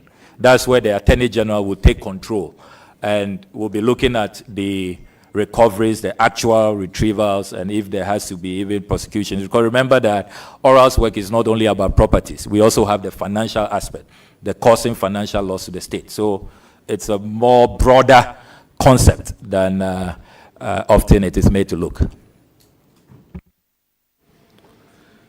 Now, let's leave Ora for a moment and come back to your CV. Page 1 of your CV. You provided your address, PO Box AD 45, Adabraka, Accra. Is the address owned by you? Is it your own postal address, or is a family postal address that you are using? It's a family postal address. And how long have you been using this family postal address? About 10 years. Now, you've also indicated you have 2 email addresses, correct? Yeah, correct.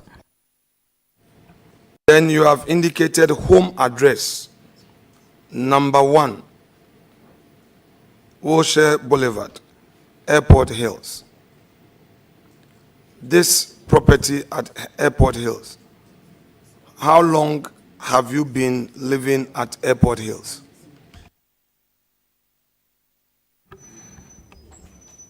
About 8 years. Is it your own property? No, I am renting. I'm a tenant. Airport Hills is dollar rented zone. Are you aware? Honorable Member, can we have a clarification of dollar rented? Because in Ghana, we use CD. So I don't understand a dollar rented property. Does it mean you pay the rent in dollars? Not necessarily. I mean, Okay.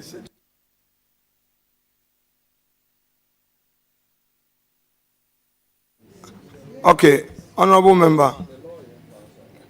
So your rent, do you pay it monthly or you pay it annually?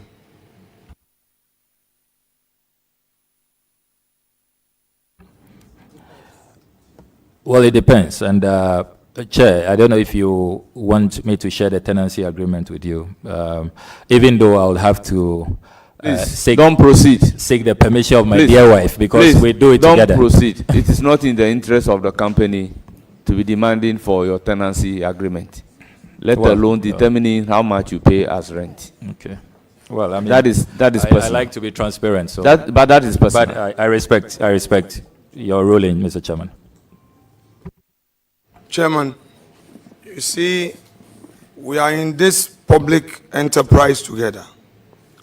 This is a nominee who, desirous of protecting the public purse, holding people accountable, is able to inquire into how people earn their salaries, especially public officers, how people acquire properties and all.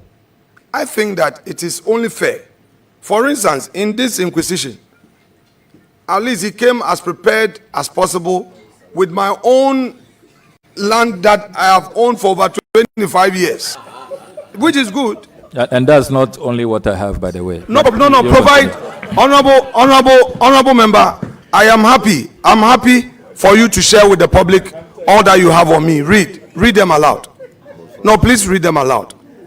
Honorable members, I want you, because you brought it up, I want you to share with the public all the properties that I have that you have uncovered, including my bank account. Share with the public. I'm happy for you to share. No, I want you to share because I want it to disclose. I am right here. No, I am right here. I am right here. I want you to disclose to the public all the properties that I own that you have. Honorable Minority Leader, remember, I am the chair of the committee. If you ask a question that relates to that, fine. I can even overrule the question. So please, you are not allowed to mention the others unless the need arose. Proceed. Honorable member, as part of your inquisition on me, did you discover some other properties that I own apart from what you have already mentioned? Which search result you shared? Are there others that you were able to uncover? Is there inquisition in the first place, or you just gather information? Don't worry, I will put it right if I should use gathered information. Well, Mr. Chairman, I will disclose what I have at the right time. We are all following our strategy. You have a strategy, I have my strategy. So let's stick to our strategies. So good. So, honorable nominee, as part of the information you've gathered thus far, the ones that you have gathered about me, can you disclose them to the public apart from what you have discovered? I cannot at this point.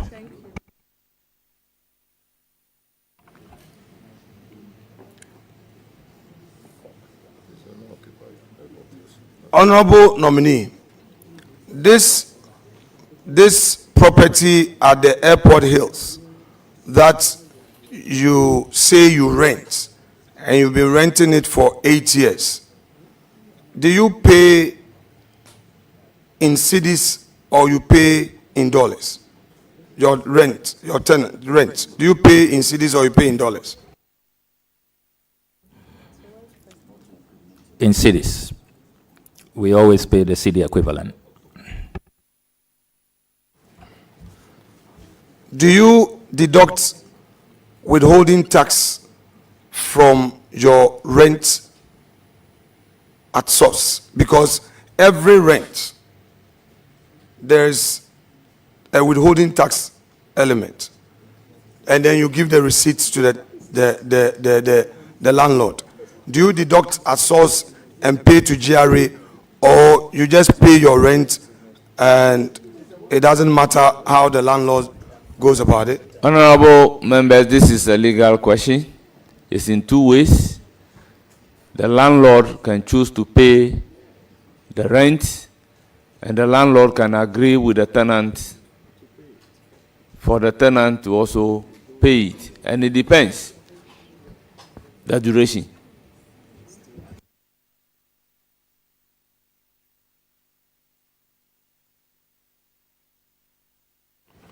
So he's opening it up for clarity. So choose the part you would want to answer. I'm not allowing you to answer that question. Chairman, please say so for the records. I didn't get that you have Question overruled. That's okay. No problem. Honorable member, on your CV, you have indicated on page 2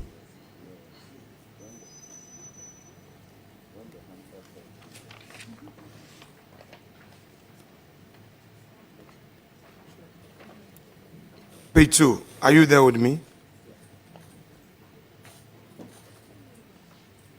We have former managing director, Service Solutions. Now share with us when you registered this company. This was in April 2018.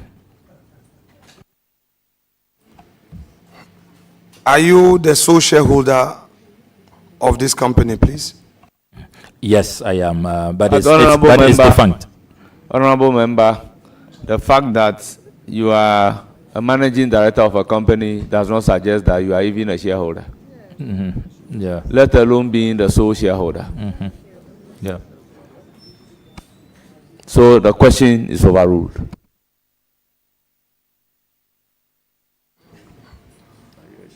Are you a shareholder of the company? The company is defunct, so I'm no longer working or operating this company. Were you a shareholder of the company? Sole shareholder. From which year to which year did you operate this company? It was just about a year. It was short-lived. What was the nature of the business of the company? So it was a communications and PR firm, and because I was appointed Deputy Minister for Information, I saw that there will be potential conflict, and so I decided to wind down to avoid a conflict of interest situation. Honorable member, you served as a Deputy Minister of Information between 2009 to 2013. A moment ago, you said the company was registered in 2018. Please, can you bring clarity? Because you said 2018. No, I meant 2008. Thanks for the 2008. So let the record be corrected. April 2008. Please kindly take the leave of chair. So, Mr. Chairman, with your leave. 2008, not 2018. Yeah, 2008.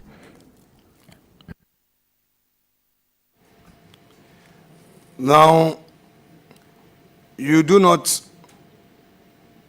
own any other company, correct?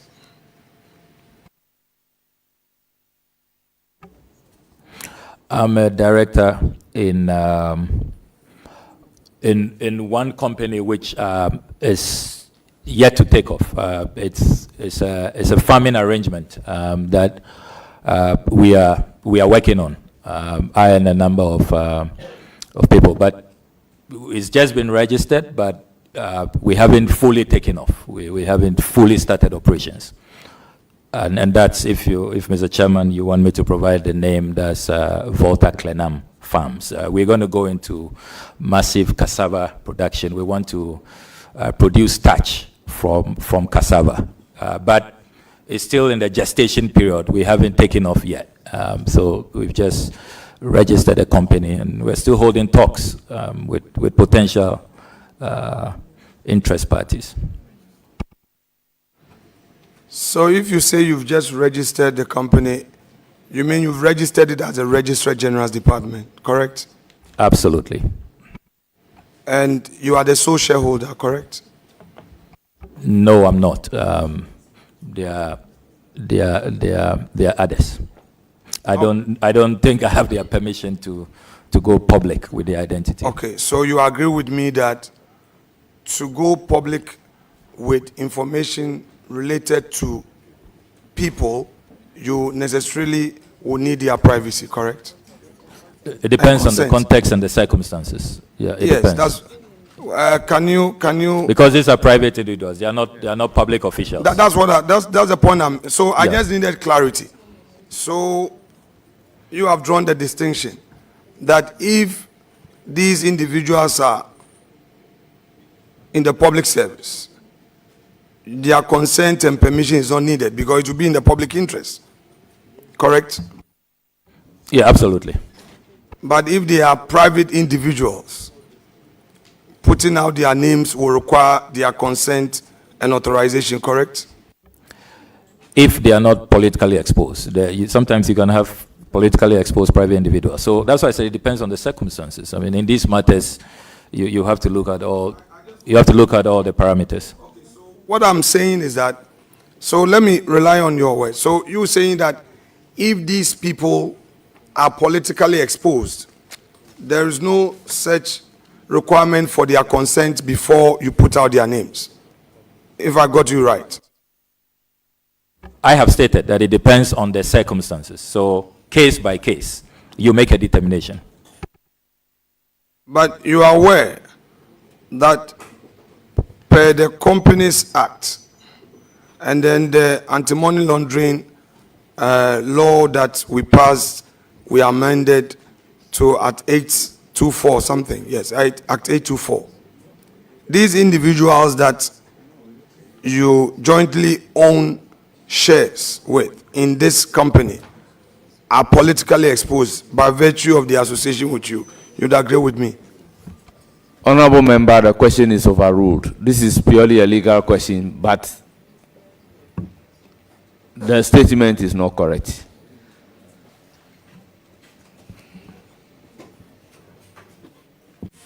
Now, you say you are going into cassava production in commercial quantities. You have acquired the land already? It will be a cooperative, so we will not acquire the land. We've discussed an interesting concept where the community owns, say, the community will contribute land. The youth will be involved. It's part of next initiatives I want to introduce as a member of parliament in Northton. So it's all geared towards job creation and promoting agriculture amongst the youth. So that's the kind of concept we are looking at, more of a communal approach where families who own land will bring it, young people volunteer, and then the proceeds will be shared amongst those who sign up for the cooperative program. So it's quite an interesting concept. That's what we are looking at. So we haven't bought any land at this point. So, Honorable Foreign Minister-Designate, in your constituency, do you own any property there? Like the way I own a property in my constituency, do you also own a property in your constituency? Yes, I do. With us, how long you've owned this property? It's a property I use about 10 years to build. Simple 4-bedroom, 1 kitchen, no boys' quarters, no swimming pool, no tennis court. That's a simple structure. I've seen a lot of propaganda out there that I own a $3 million mansion in my constituency, largely fueled by propagandists in your party. But I don't own $3 million in Aveime. I mean, absolutely preposterous and ridiculous. So, I mean, those who attended my dad's funeral saw the property. Very simple property, built over a 10-year period. So if you want descriptions, that's what I can give you. The land, how did you acquire the land? So, example, in my case, I buy it from the chiefs and the Asafo, but I still would have to go and pay again at the Lands Commission because their title, their document they give, you can't register because of vested land. Do you have a similar situation in your area? No, mine family land. So, and because I'm member of parliament, they were very, very generous. It was largely a donation, just a little token to show appreciation. You know how people are very happy to reward people who are serving them diligently in their communities. So it was within that spirit. So, like you're saying that it's a family land, but it was given to you. You are saying that the land upon which you built was a gift to you from a family because of your hard work as a member of parliament? That's not what I said. I said it belongs to a family. It's not a government land. It's owned by a family. And I'm saying that they didn't really let me pay a commercial value. I mean, I have to be grateful to them, and that's all I'm doing. So a little token, a little appreciation, really, but nothing significant. So you have a lease to the land? You have a lease? Not yet. Not yet. So, as far as you are concerned, that simple property, as you've described it, in your constituency, is the only property you own, correct? Or you own some other properties? Mr. Chairman, I think the Vice Chairman is engaging Mr. Chairman, so.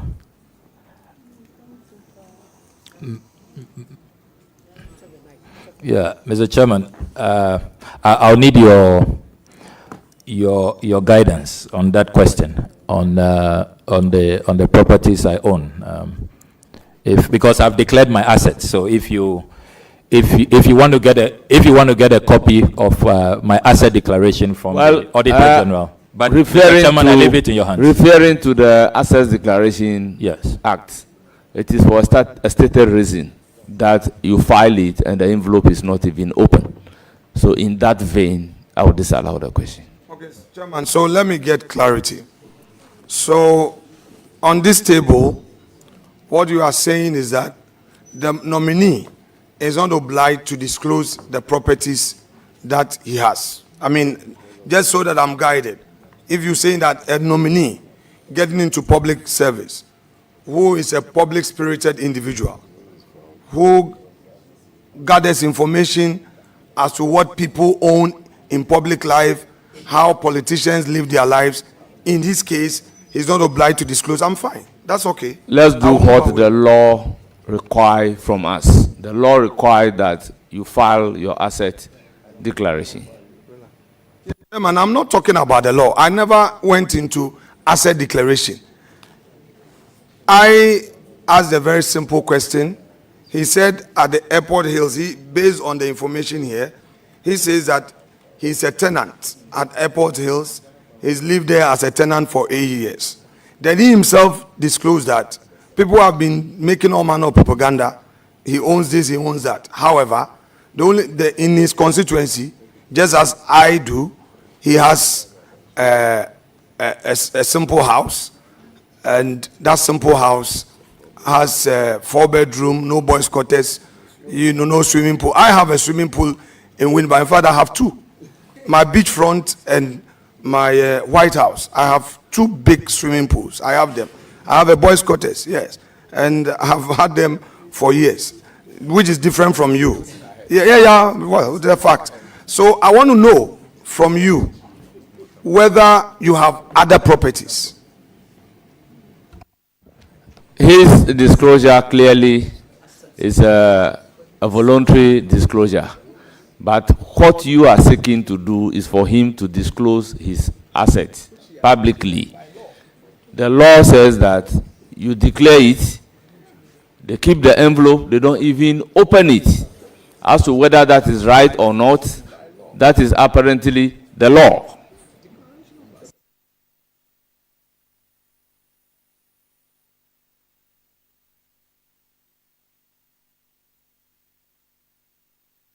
Yeah, and Mr. Chairman, I've placed on record that I am happy for the committee to engage with the Auditor General to have a copy of my asset declaration, if you so wish. I mean, I'm not opposed to that, but I can state on the record that I have never purchased a government land, if that is what is of interest to the minority leader. I've never bought a government land, if that is, or a public land or a state land, if that is where he's headed.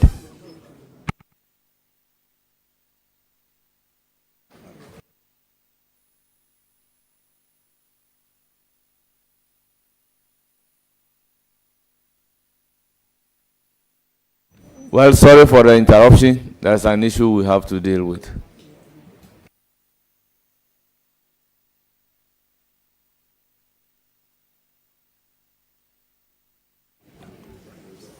Now, Honorable Chairman,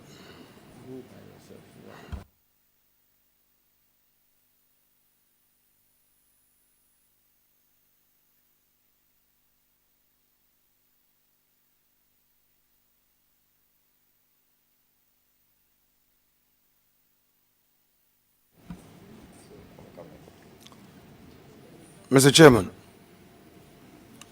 I just want us to put this matter to a peaceful rest so that we are all clear. I understand that as a requirement of law and by law, we are to make an asset declaration sealed in an envelope deposited with the Auditor General.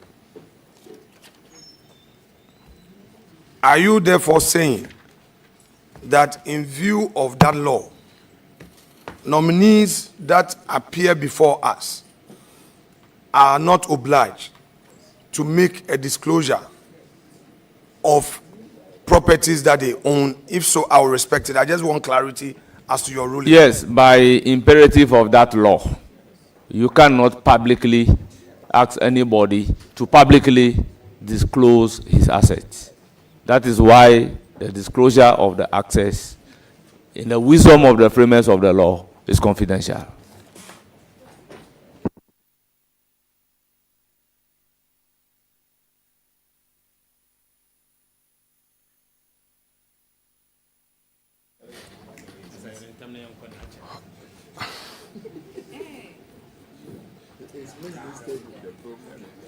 Honorable nominee, let us deal with this combine harvester that you used your car loan to acquire for your constituents.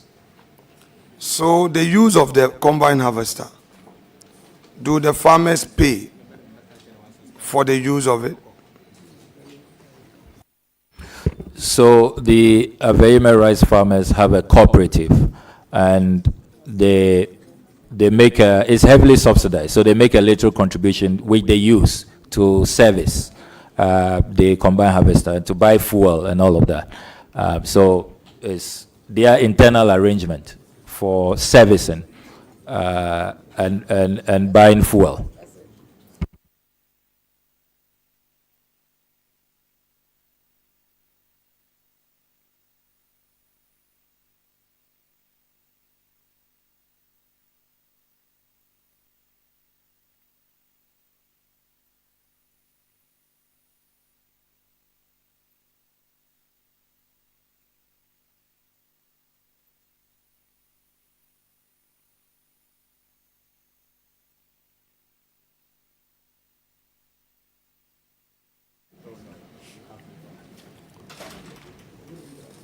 So, honorable nominee, are they in the process paying back the facility? No, no, they are not to pay back.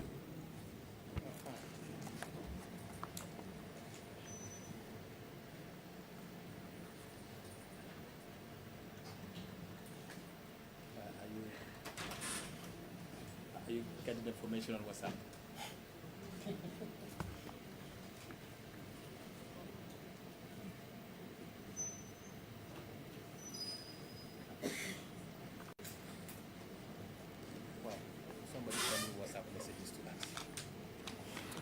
So, my respected colleague, let's go to April 8th.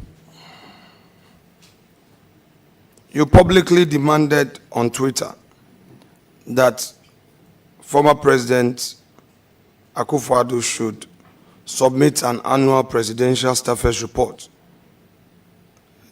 And I'm quoting you. We demand the annual report now. Unquote. However, official records show that this report had already been submitted by the presidency to Parliament on the March 25, 2024, and formally acknowledged by the Speaker's office on March 28, 2024, nearly 2 weeks before your demand. As someone who is being nominated as our chief diplomat, this office requires meticulous attention to facts and careful verification before making public statements. Can you explain, one, what steps you took to verify your information before making your demand public? That's the first one.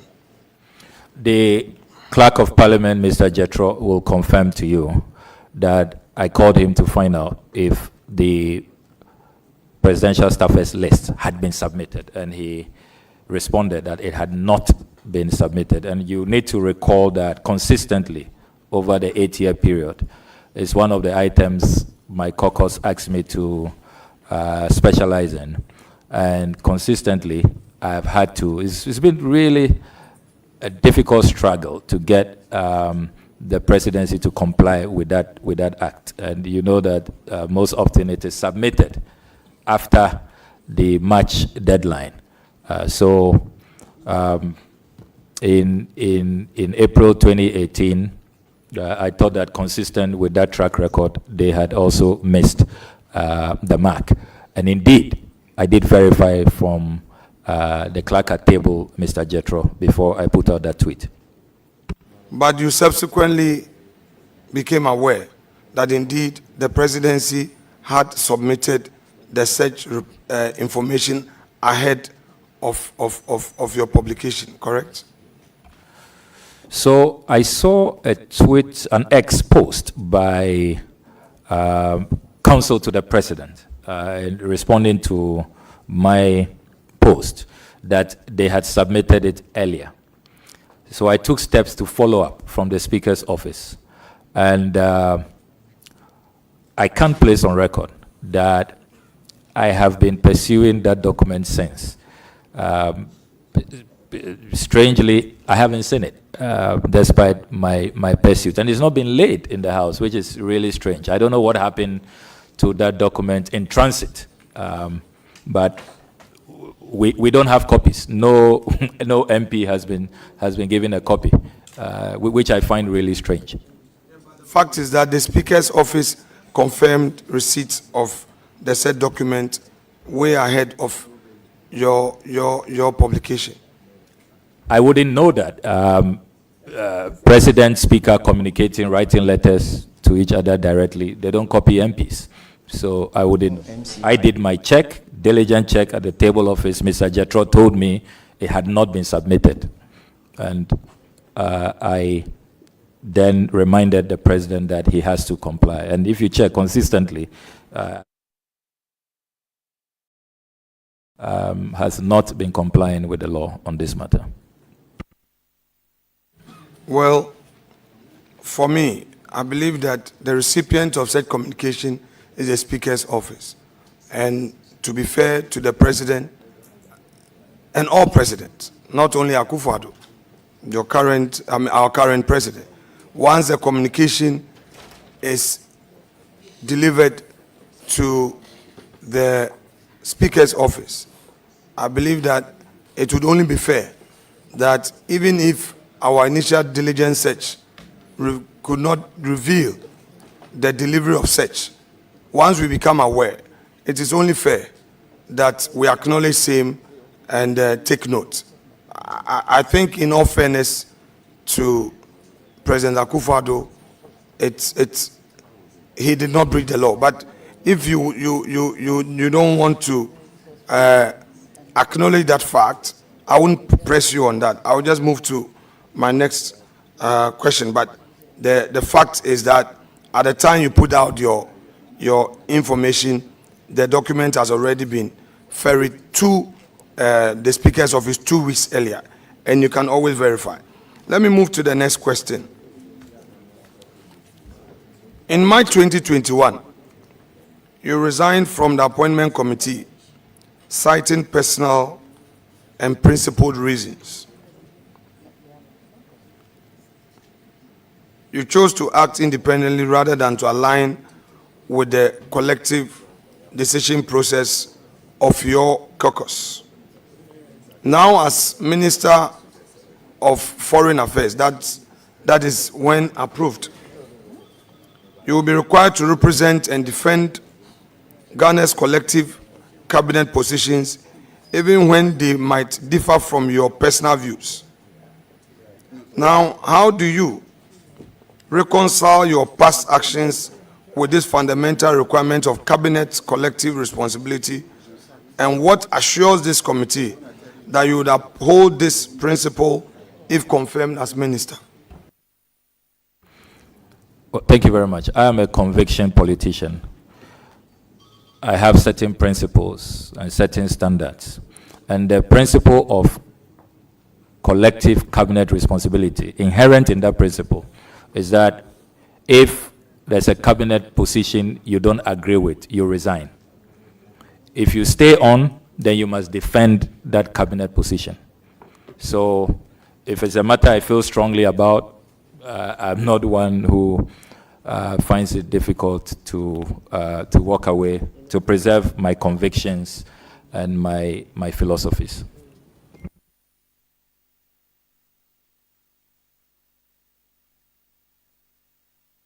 Thank you. Thank you. I refer you to a publication by graphic.com.gh on 12 September 2017, where former Attorney General, Mr. Martin Amidu, documented several instances where you allegedly engaged in confrontational exchanges with senior political figures, including your interactions with him on Isophoton case. Now, let's hear from you. Did you engage the former AG with a view to facilitating the payment due Isophoton at the time? Well, thank you very much. At the time, I was Deputy Minister for Information. And I received a petition, came to the ministry, and I'm glad that former ministers of information are here. I see the Honorable Mahama Ayariga. It is key to the mandate of the Ministry of Information to receive feedback and ferry that information to the relevant quarters. So in this case, there was a petition from the director of Isophoton, and all I did was to forward that. And if you, Mr. Chair, you give me the permission to read from the current Ministry of Information's website. I have a printout here, a statement introducing the ministry signed by the former Minister for Information, the Honorable Fatima Abubakar. And she states here, and Ghanaians who are watching can log onto the website of the Ministry of Information, which is appears to be now defunct, by the way. The Honorable Fatima Abubakar writes, quote, "Our goal as a ministry is to empower the citizens of Ghana through information dissemination to ensure transparency and accountability in public policy cycles. The mandate of the Ministry of Information is to facilitate the gathering of feedback for the executive branch of government," unquote. This is President Akufo-Addo's Minister for Information. And that's all I was doing in the Isophoton matter.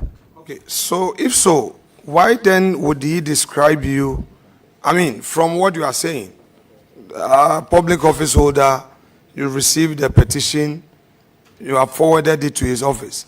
First of all, let me understand you. Did you forward the petition requesting for payment through your ministry by a letter? Did you write to his office? No, I was not requesting for payment. I was only serving as a conveyor belt.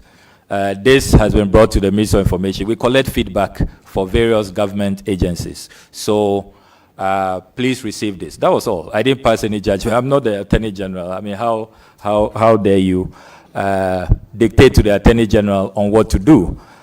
So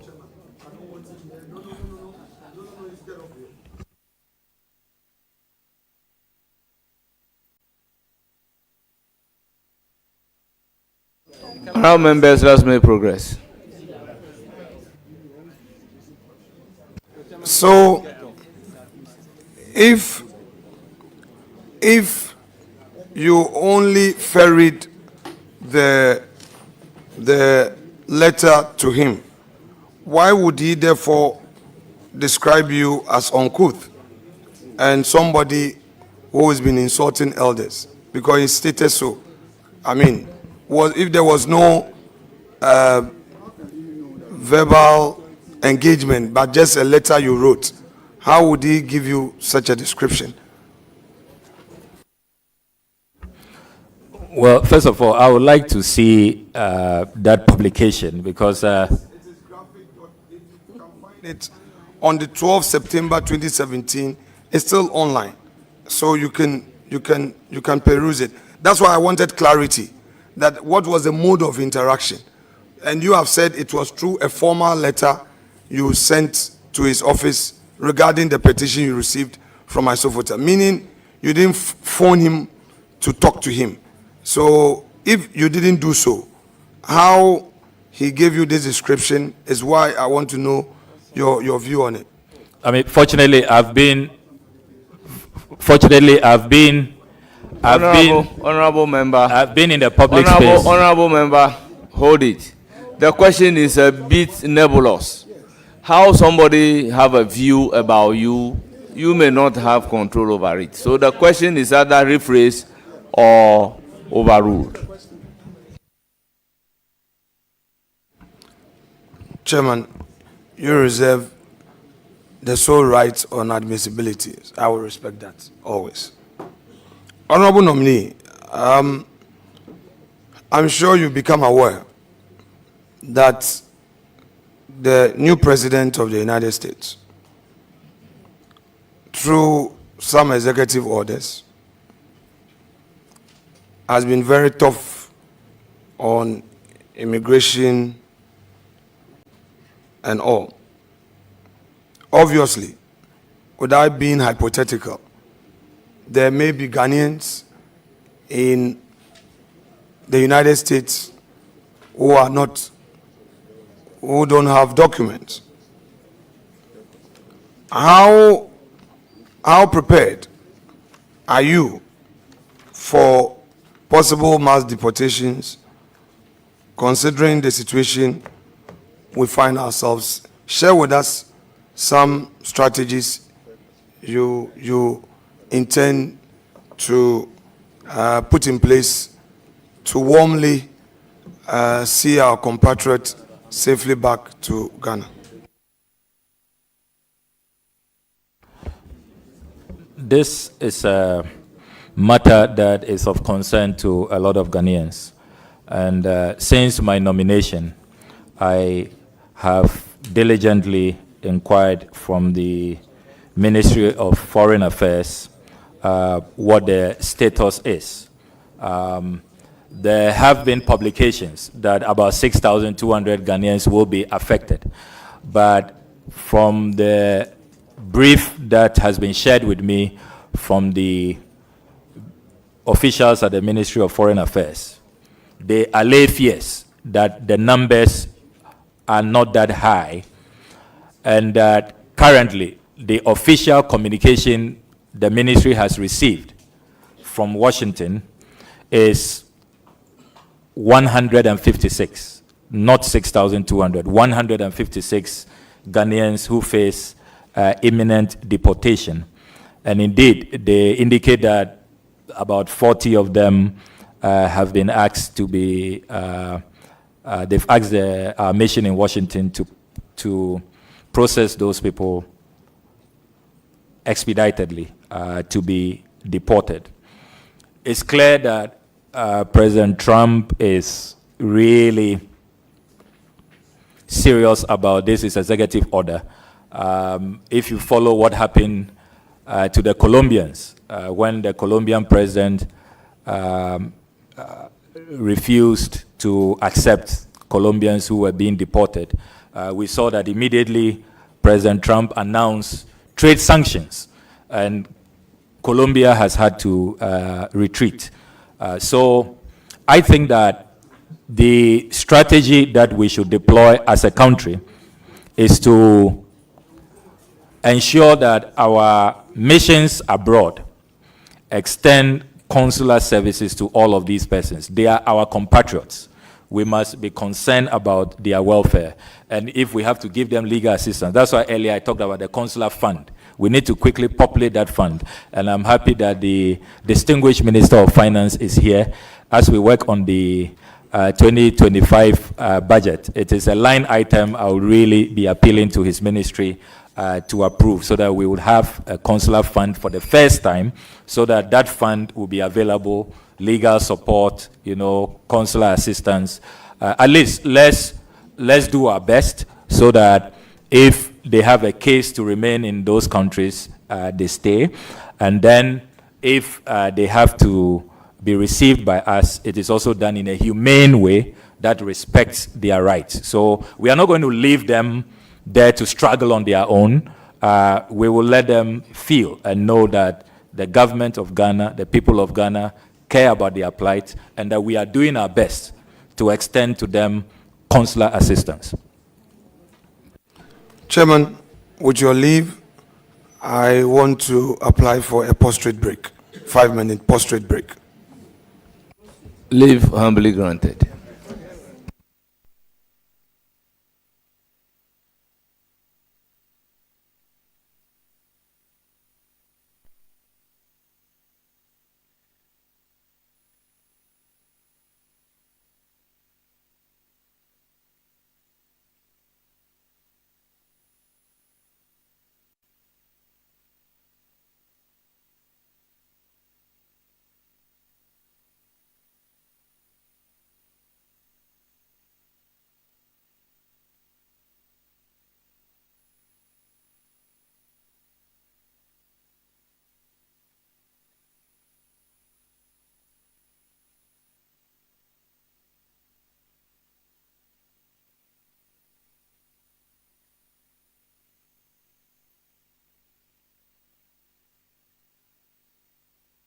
Source of power, adding to your options, knowing that quality and standard remains intact, and our content, which is accepted as truth and accuracy every day, is accessible on the go. Access your favorite daily graphic and our weeklies, The Mirror, Graphic Business, Graphic Showbiz, Junior Graphic, and Graphic Sports on Graphic News Plus app. It's the digital replicas of our work. Download Graphic News Plus app on the Google Play Store, Apple App Store, and available on www.graphicnewsplus.com as you remain abreast of and keep pace with on-the-minute news updates on the go. Home sweet home. Welcome family and friends. Choose the bundle that best works for you from as low as 10 Ghana cedis weekly for unlimited access to all publications. Graphic, truth and accuracy every day.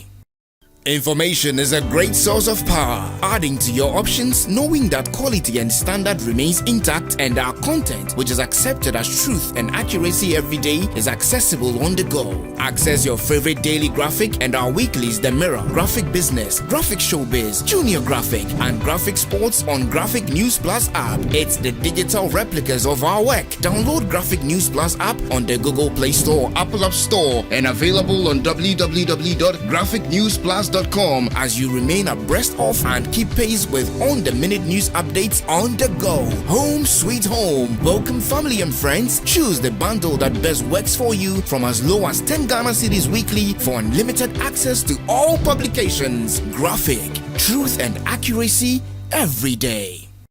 Information is a great source of power, adding to your options, knowing that quality and standard remains intact and our content, which is accepted as truth and accuracy every day, is accessible on the go. Access your favorite daily graphic and our weeklies The Mirror, Graphic Business, Graphic Showbiz, Junior Graphic, and Graphic Sports on Graphic News Plus app. It's the digital replicas of our work. Download Graphic News Plus app on the Google Play Store, Apple App Store, and available on www.graphicnewsplus.com as you remain abreast of and keep pace with on-the-minute news updates on the go. Home sweet home. Welcome family and friends. Choose the bundle that best works for you from as low as 10 Ghana cedis weekly for unlimited access to all publications. Graphic, truth and accuracy every day.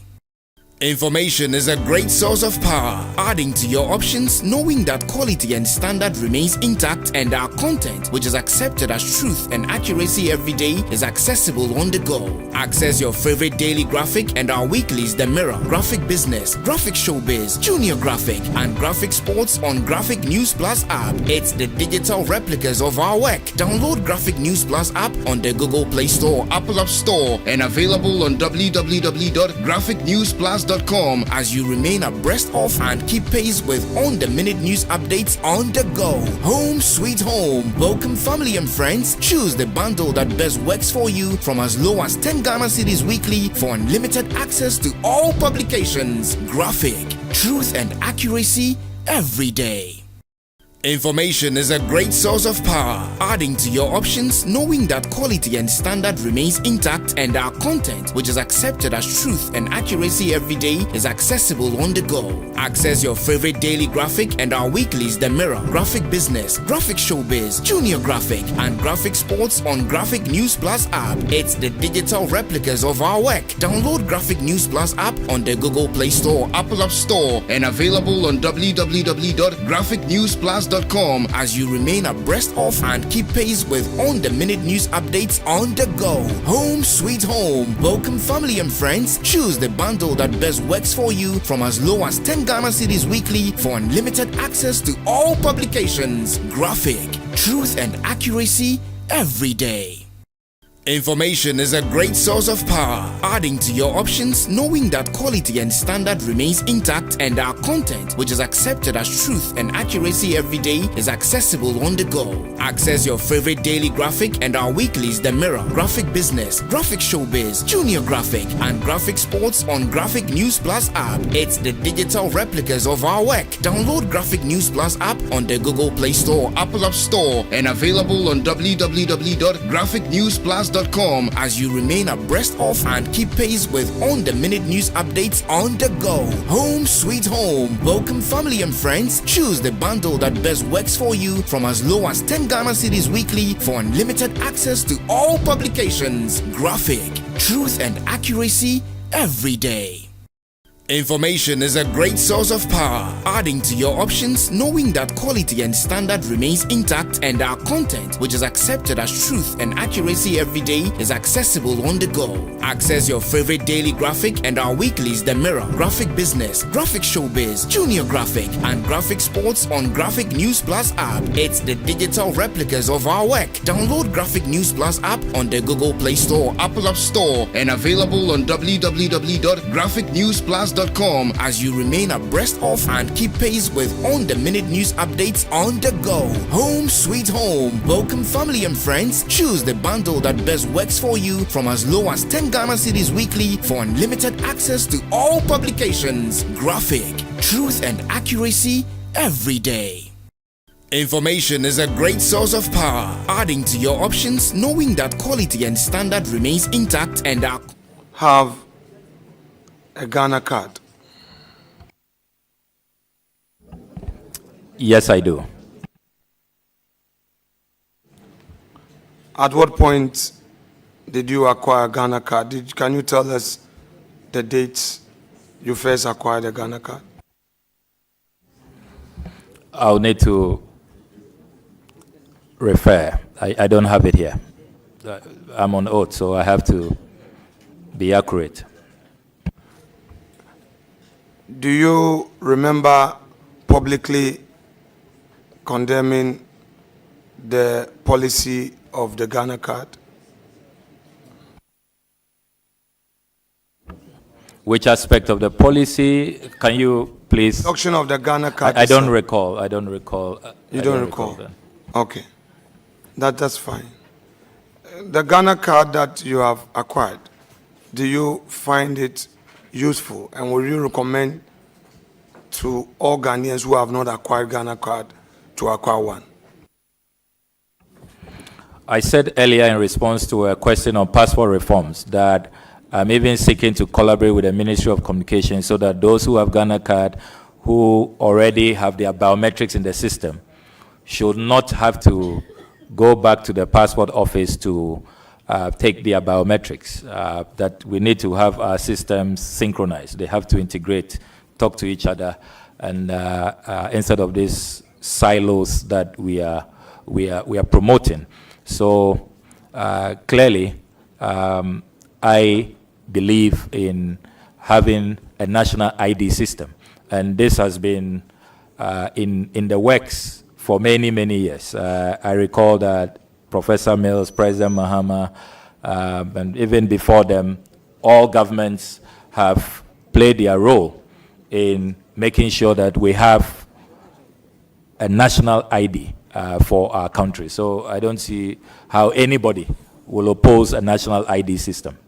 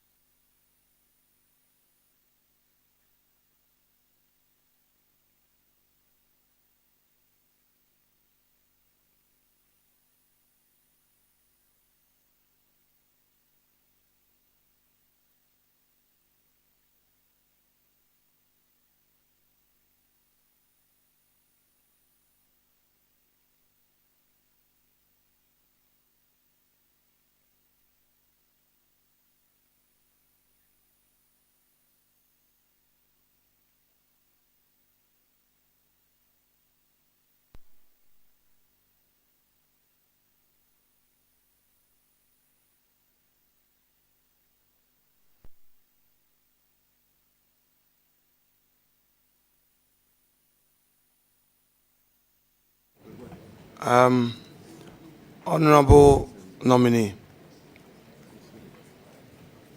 my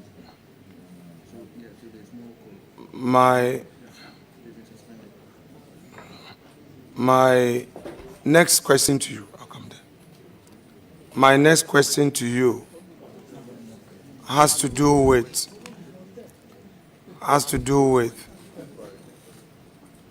my next question to you has to do with your tax. Now,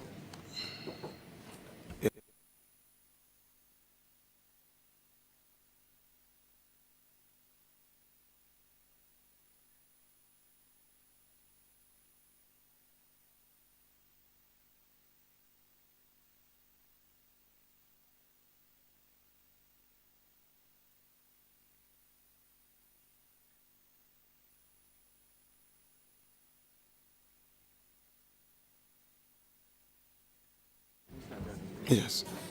Yes, honorable member. Now, pay attention to the details thereon. Your 2023 and 2024 tax clearance certificate. Now, on your CV, you indicate that you haven't had any gainful employment in the private sector since you left school, from the CV you provided. The CV you provided, you've done any private work, you've not been in any employment outside of your political appointment. Do you maintain that? It's not factual. I'm wondering if you have the right CV. Do you have my 10-page CV? Because I've been, a moment.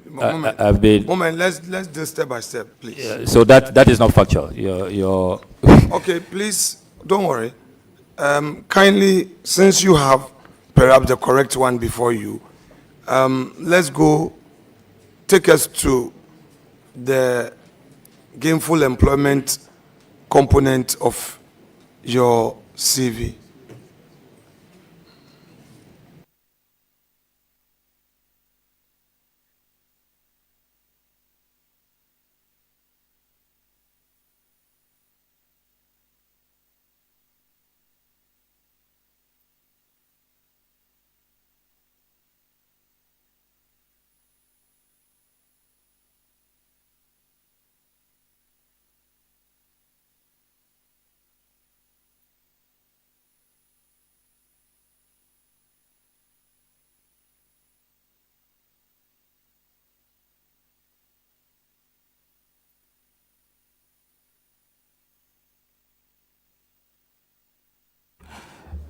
If you come with me to page 7 of my CV, you see that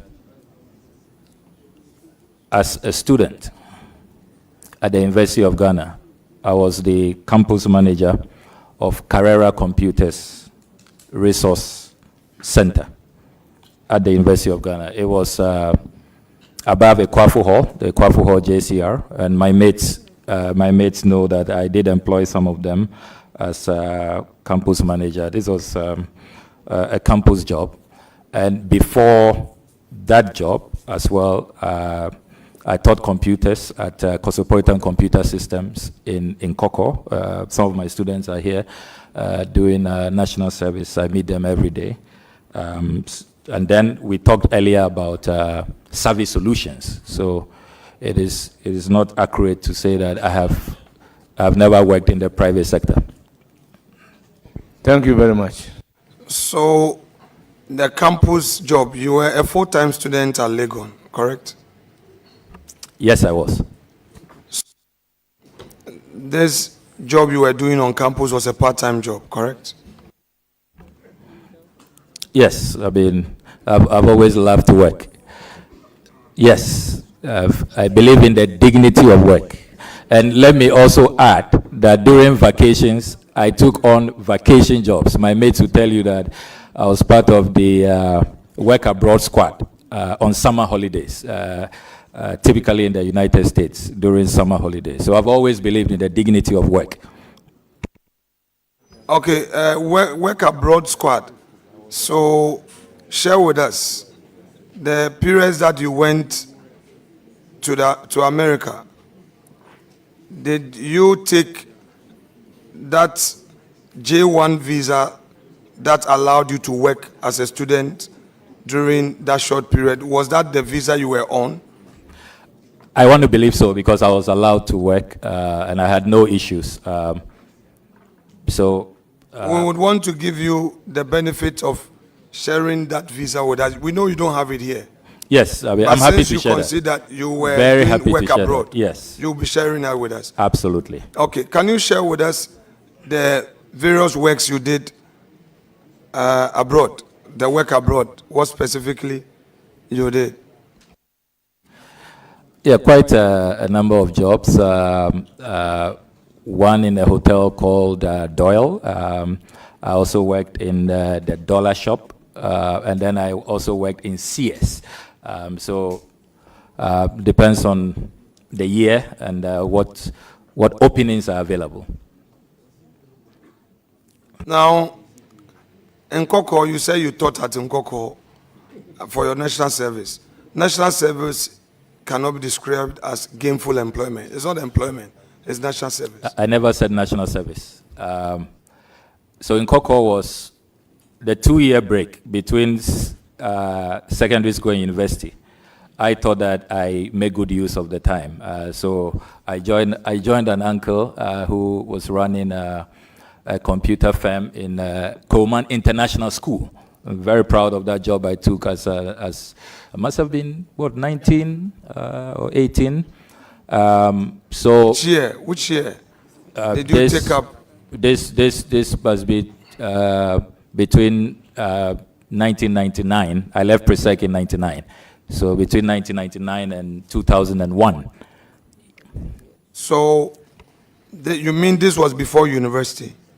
Absolutely. I've always worked. That's why when I hear people say I've never worked before, I laugh Sir at them. Blackwell, please pay attention. No, it's Forget about important. what somebody has said. No, it's that important. Is not why we, please. I believe that's what's informing some of these questions. Mr. Chairman. Because that's why I have in my CV, you said Mr. that I've Chairman, never worked. The nominee must learn to reciprocate respect. Honorable nominee. You should Honorable learn to nominee, reciprocate but honorable respect. minority leader. Respect. If the nominee in his answer indicated clearly that the gap between SS and university, so clearly that will be before going to university. So the question whether it is before going to university for me is unwarranted.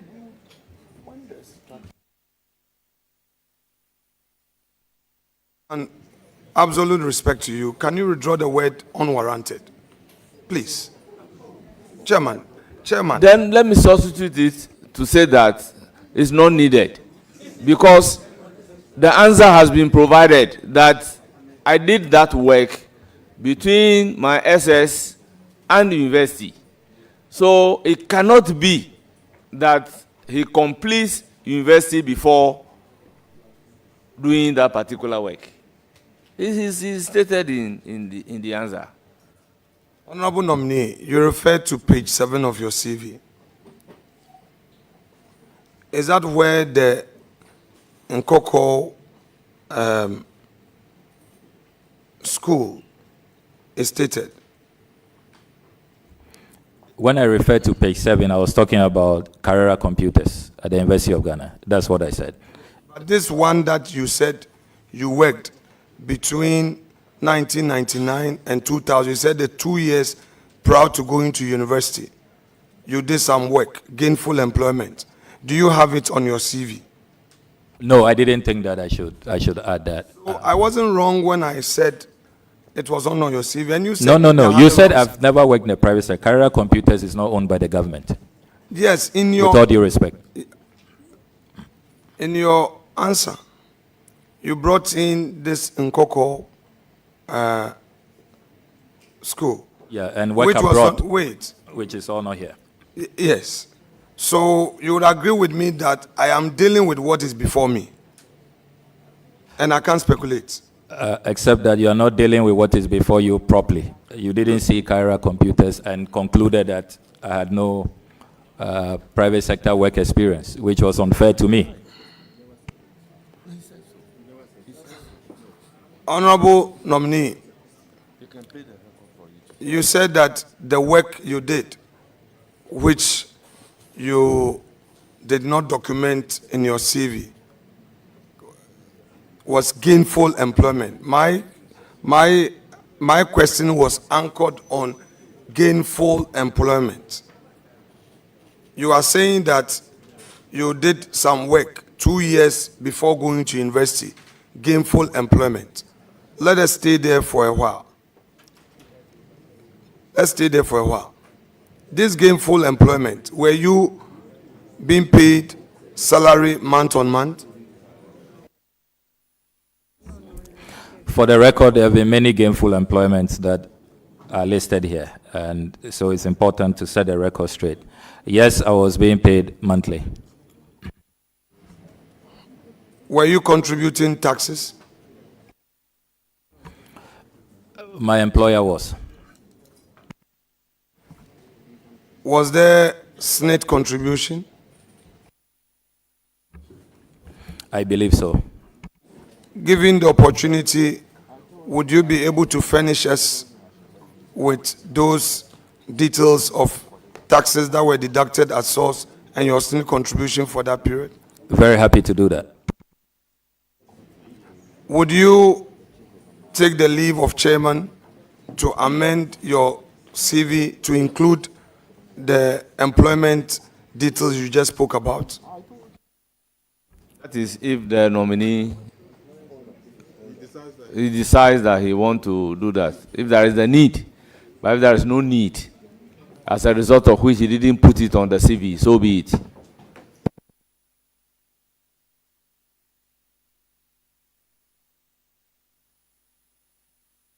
Let me also place on record that for the purposes of taxes, we have the tax clearance of the nominee before us.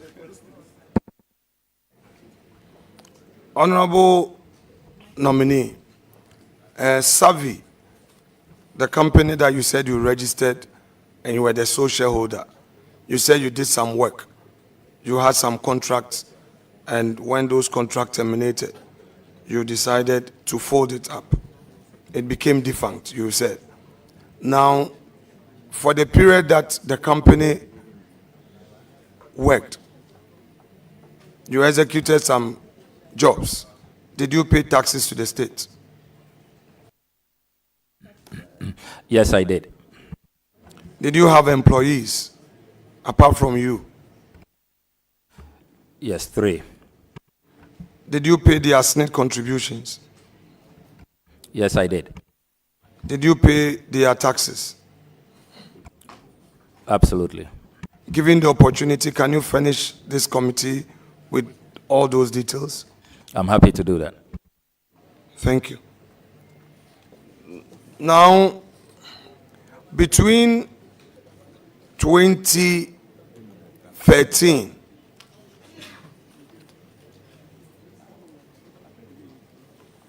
and now, have you done any work apart from your politics? Have you done any work, and I'll break it down, as in consultancy work that has earned you an income, or engage in some other business that you've earned some income apart from the politics? Full-time politician. So you have no other source of income apart from your earnings as a member of parliament?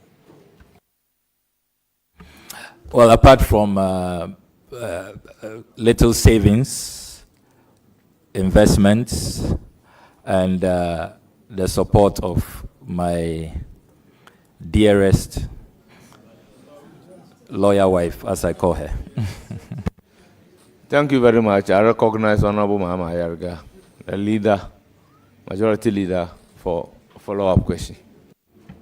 Mr. Nominee, is there a job such as a politician? Well, it's public service, and we receive little compensation for it. So it's more of public service. So you've been a public servant, serving in specific publicly established offices. Yes, please. Can you name some of those offices? The Deputy Minister for Information, office I occupied. Deputy Minister for Education, office I occupied. Member of Parliament for 4 terms. So these are some of the public offices I have occupied over the period. Established under the Constitution?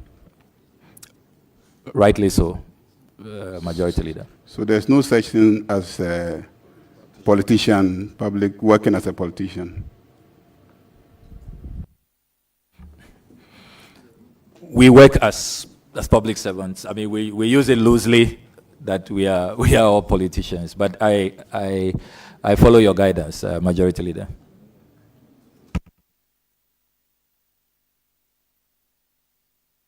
Yeah. You know, anyway, fair enough. So, Honorable Nominee,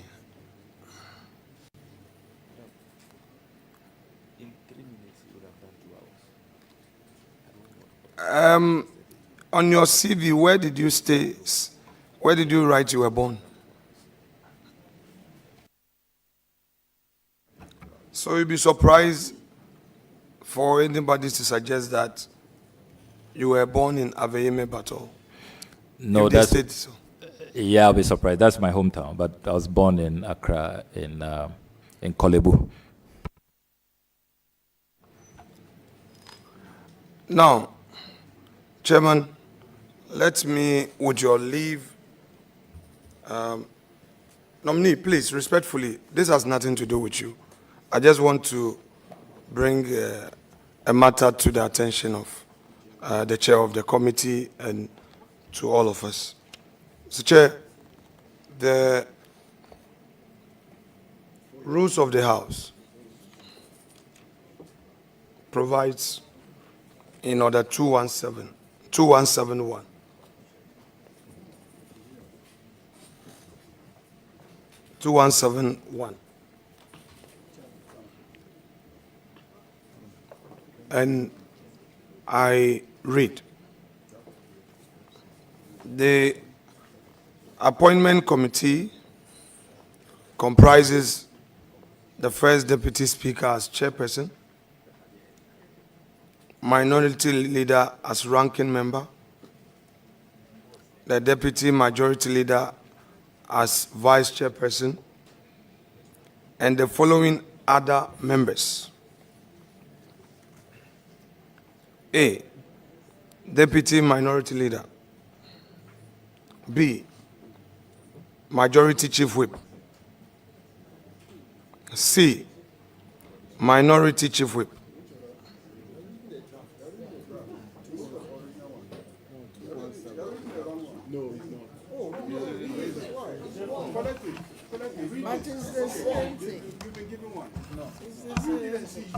Wait.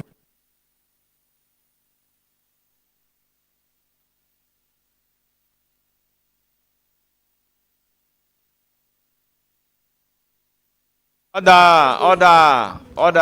Mr. Chair, we are standing orders, there are two prints. So the one you are holding with this color, that's fine. Fortunately, I also have the same thing here.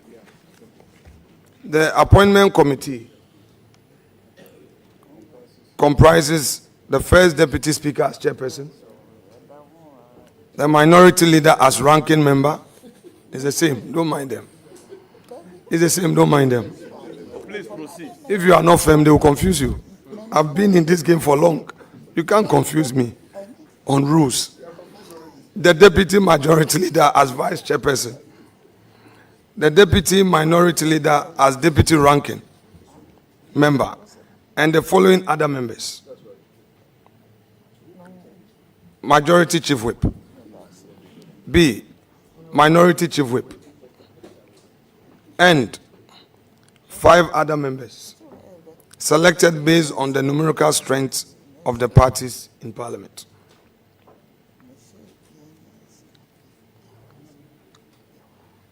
Two, the chairperson and the ranking member and 2 other members of the relevant subject standing or select committee shall join the members of the appointment committee to consider persons nominated by the president for appointment. Those follows, and I will read them as Chief Justice and Justice of the Supreme Court, Ministers of State, Deputy Ministers, the Administrator of the Judicial Assembly's Common Fund, the Special Prosecutor, and other persons specified under the Constitution or any other enactment.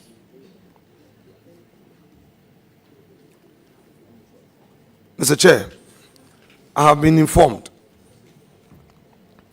that a moment ago, Mr. Speaker has made certain orders to the fact that this committee has to be reconstituted. I would want to bring such orders of Mr. Speaker to your attention in view of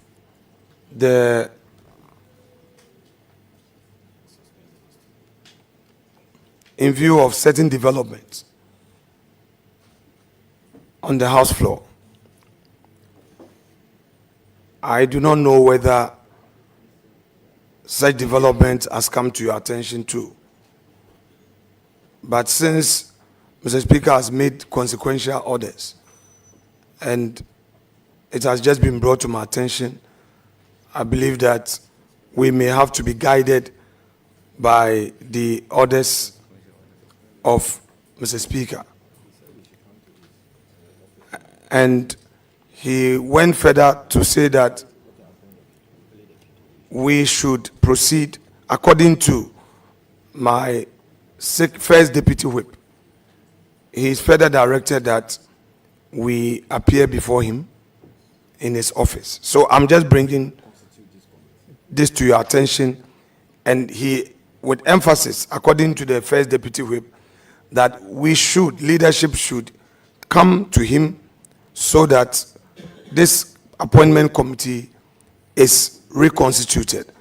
I believe that when we appear before him, he would give the directives as to how this can be done in accordance with our rules. So I'm just bringing this to your attention, for your guidance. Thank you, sir.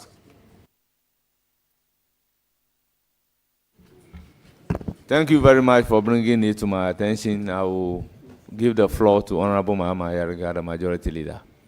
Then I will make categorical pronouncement. Chairman, the Minority Leader started reading Order 217. The Minority Leader started reading Order 217. But he didn't conclude on why he was reading Order 217. I don't know if he was reading Order 217 with a view to raising the question of quorum, or he just enjoys reading Order 217. So can you tell us why you read Order 217? Okay, Chairman, Leader, thank you very much. The reason I referred to Order 217 was that the information from the first deputy whip was to the effect that Mr. Speaker has made certain orders at the plenary, and he consequentially added that this committee, as presently constituted, must be reconstituted. 1. And 2, that this committee leadership of this committee should meet him in his office. I did not go into details as to the orders, but I only had to refer to the 217 because we know from what the first deputy whip just told me that there are certain developments at the plenary. So, and I felt that I should bring that to the attention of Chair. Thank you. Yes, I was at plenary when the Speaker made a formal communication to the House. In the Speaker's communication, he did not suspend the sitting of the Appointments Committee. He did not suspend the sitting of the Appointments Committee. What the Speaker said is that the chief whip of the minority and the chief whip of the majority, who are members of the appointments committee pursuant to Order 2171A and B, have been suspended from the House for 10 days. You know the quorum. Sorry, 2 weeks, not 10 days, 2 weeks. You know the provisions relating to quorum.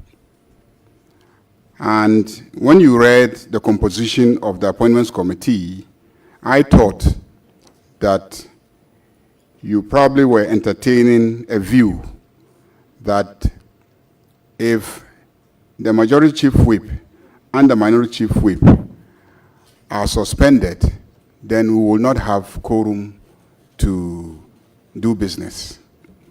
But if you look at the numbers involved, clearly, even if you take out the majority chief whip and the minority chief whip, just 2 people, you will still have 9 members, and so you will have quorum. Even if the minority walks out, you need just 4 to form a quorum. And I'm assuring you that you will get the 4 to constitute the quorum, to transact business. If you break the microphone, you will also be suspended for 2 weeks.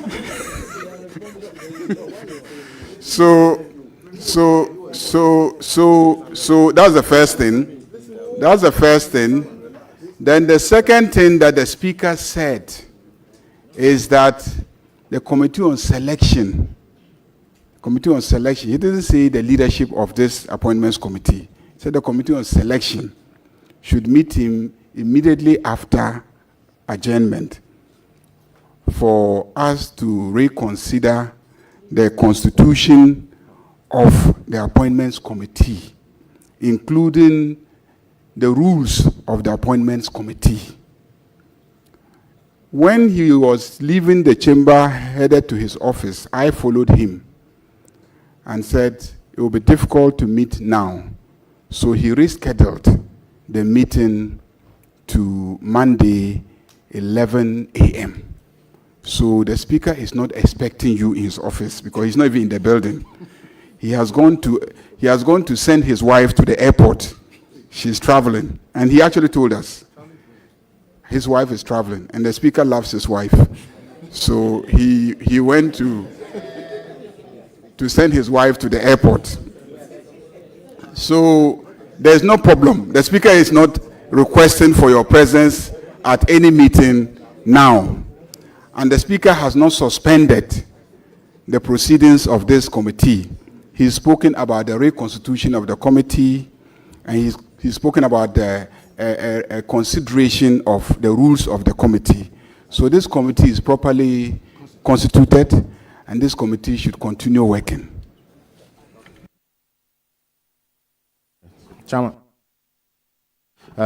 Chairman, thank you. I was in the chamber with the respected majority leader and the leader of the House.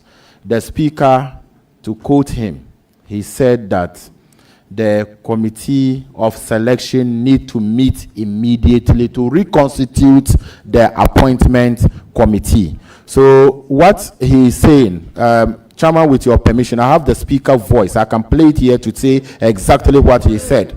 This is what the speaker said. Today. Please. Today. I disallow you playing that. To reconstitute the appointment committee. Please. Is disallowed. Appointment committee doesn't constitute the committees of parliament. No, he said the selection committee to reconstitute the appointment committee today. That's what I have just played. That's what he said, and I have brought that to your attention. So if we move forward, it means that we are obeying the orders of the speaker. I just want to draw that to your attention. Honourable members, let me place on record that the deputy whip is not a conduit through which speaker will communicate to the appointment committee. Article 102 of the Constitution of the Republic of Ghana is very clear regarding quorum. And this is a parliamentary business. Let me read. A quorum of parliament, apart from the person presiding, shall be 1/3 of all members of parliament. If you relate that to this particular committee, a quorum will be 4 out of 11. 2, Article 104 is clear on decision making, and you need 50%. So therefore, if 50% of the members of the committee, if 2 members are suspended out of a membership of 11, we have 9 members of the committee. We form quorum, we can do business, and can as well take decision. So, honorable members, we are not going to countenance any attempt to delay the proceedings of this House. With due difference to the Deputy Whip, I think it is in the interest of Ghanaians that we proceed to conduct the proceedings of the committee without any interruption in any manner whatsoever. This is my ruling. I will proceed to give the floor to the minority leader to ask his questions. Chairman, I understand your ruling. I just want to draw your attention to one thing, then you can proceed. Chairman, I want to draw your attention to Order 217, and then to emphasize on 2171 A and B. They said the appointment committee comprises, and I'm emphasizing on A and B, that says the majority chief whip, the minority chief whip, and C says 5 other members. Chairman, the A and B does not refer to a member, but a portfolio. Majority chief whip, minority chief whip. In this sense, if the minority and the majority chief whip are suspended and their name is mentioned under this order, so who is in this committee as minority chief whip and majority chief whip? So indirectly, in your own wisdom, you are telling us that parliamentary proceedings will not go on because the majority chief whip and the minority chief whip are suspended for 2 weeks because they are also members of parliament and they hold those respective positions. I beg to differ, and I'll submit on record that would rather amount to having a blurred view of the law. Can we make progress?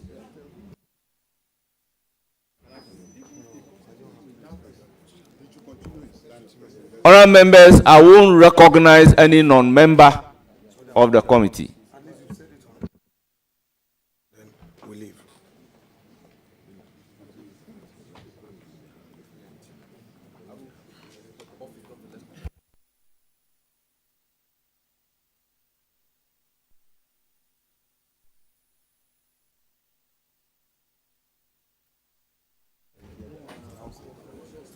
Honorable Minority Leader, if you are done, then we can proceed.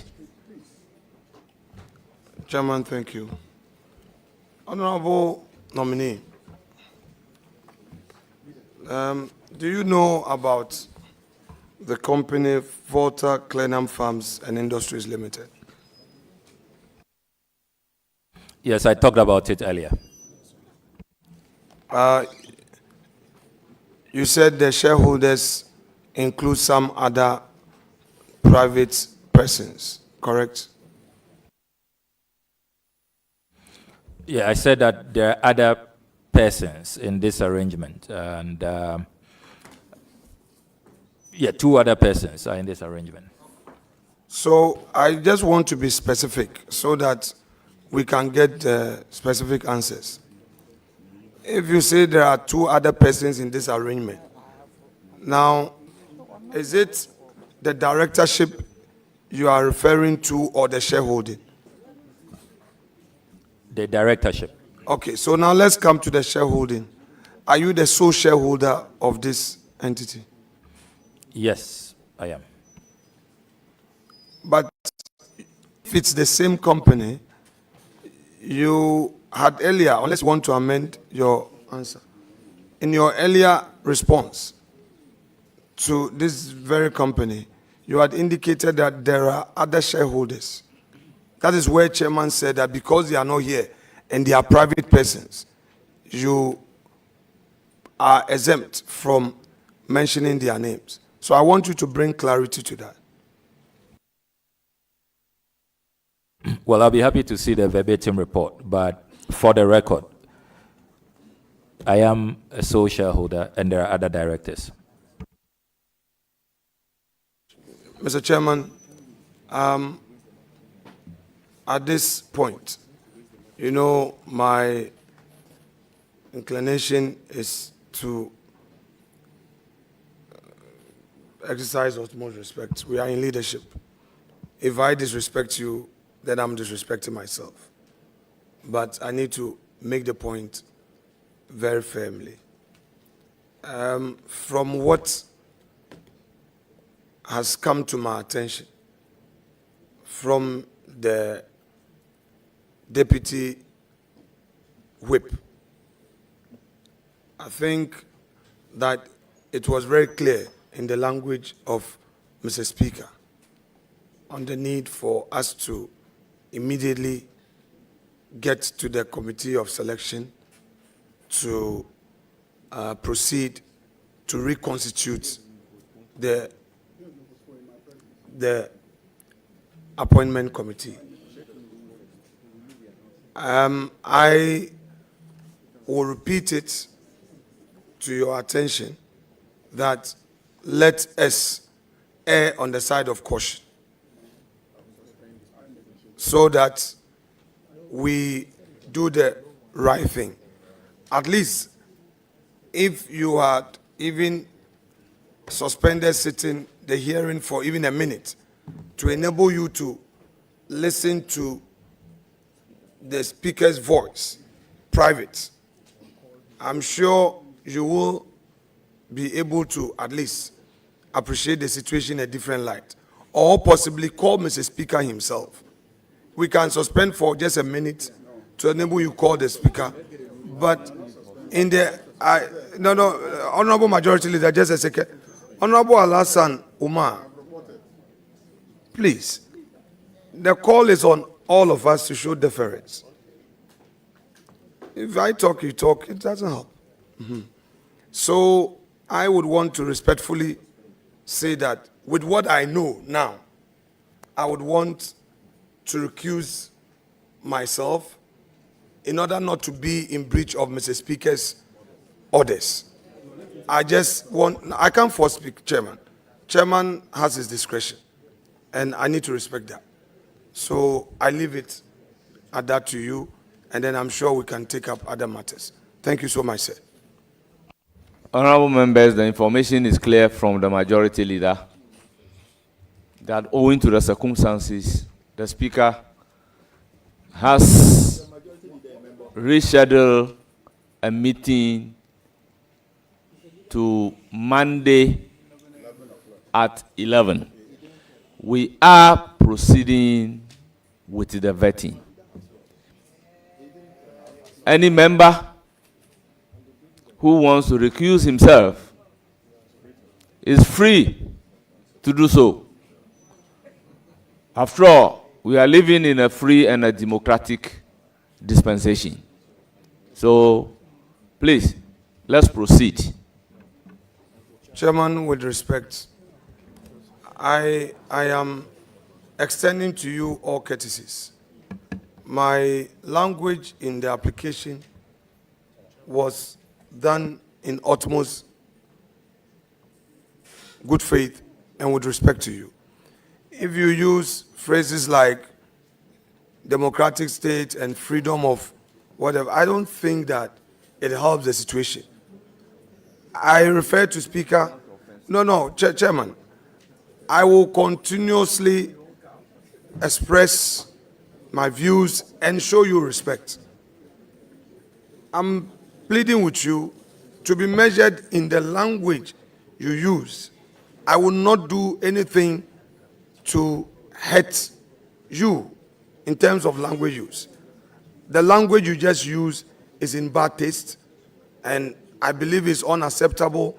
If it pleases you, you may withdraw. If you say you are the chairman and what you say is final, it's fine. But at least I've made my point to you. Honorable members, unless the minority leader has been able to point exactly to free or how free and democratic dispensation will be unparliamentary, I will be glad to withdraw it. But this is a phrase that we always use, even on the floor of Parliament, and by our own standing order. It's not in bad taste, it is not unparliamentary, it is not insulting. So clearly, I do not know why we are even going on this tangent. So, honorable members, I beg, let's make progress. But from the indication of the minority leader, he has finished asking the questions. Then I will proceed to acknowledge our guests and consequentially discharge the witness.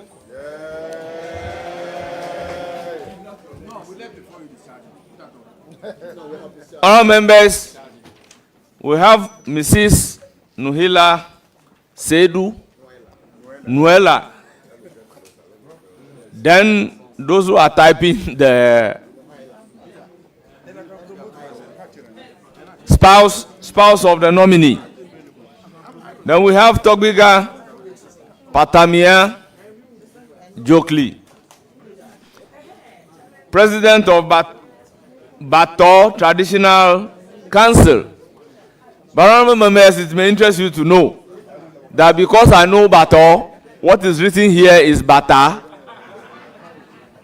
I promoted myself. Honorable members, we have Mamaga Asieku, Paramount Queen Mother of Bato Traditional Council. We have Dr. Nana Edusei Echuniwa Ampim, the first, President of Tepa Traditional Council. We have Chief Damana Nafia Mustafa, alias Nyaba and friends from Salaga. We have Mama Agbovi, Paramount Queen Mother of Dofo, traditional area. We also have Togwi Ababio, Acting President of Volo traditional area. We have Togbi Misrobi III, Mankralo of Fojoku traditional area. We have Mama Aku Seme, Queen Mother of Mepe traditional area. We have Ambassador Ekuya Dansoa, former member of parliament and former ambassador to Germany. We have Honorable Daniel Yao Domolovu and the rest of oral team members. We have Ambassador Cleland Ramses, Chief Director, Ministry of Foreign Affairs, and the rest of the Foreign Affairs staff. You are welcome. Honorable nominee, Honorable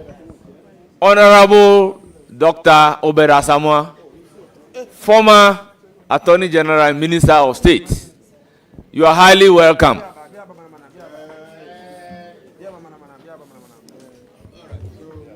Honorable nominee, thank you so much for attending upon the committee. You hear from the committee, you are hereby discharged. The next nominee should take his seat.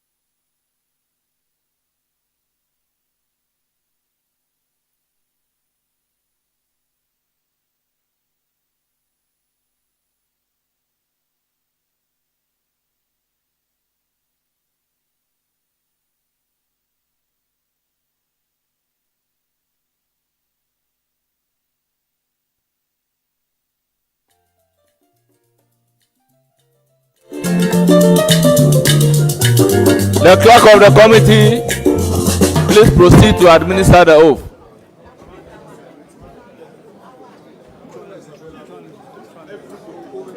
Environment.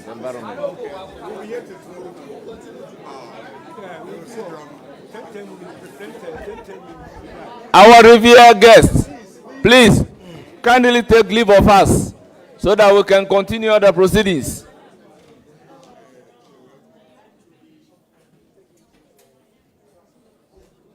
I proceed to take the oath. Sorry, to administer the oath. I, Esifu Seidu, solemnly swear by the Almighty God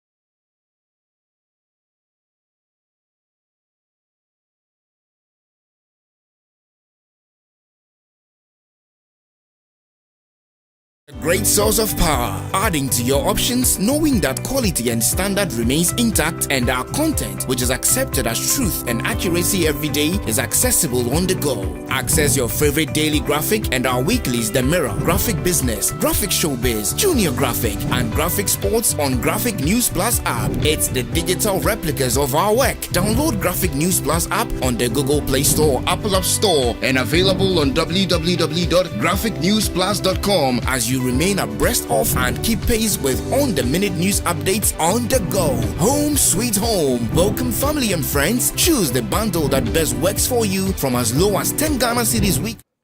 So, Mr. Chairman, from there I came back to continue my private enterprise until 2020 when I got an opportunity to serve my people as the MP for Nalergo Gambaga constituency.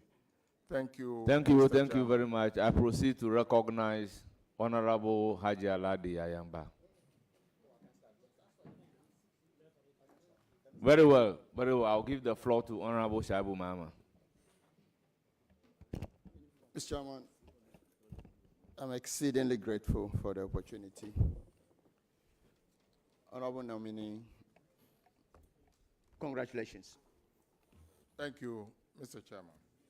A very well-deserved nomination by the President. And trust that I have no questions about your ability to deliver. Just a few questions on two of them, actually. It's a new ministry that has been created. I mean, you would hear people say, there's a Minister for Environment, and tell us.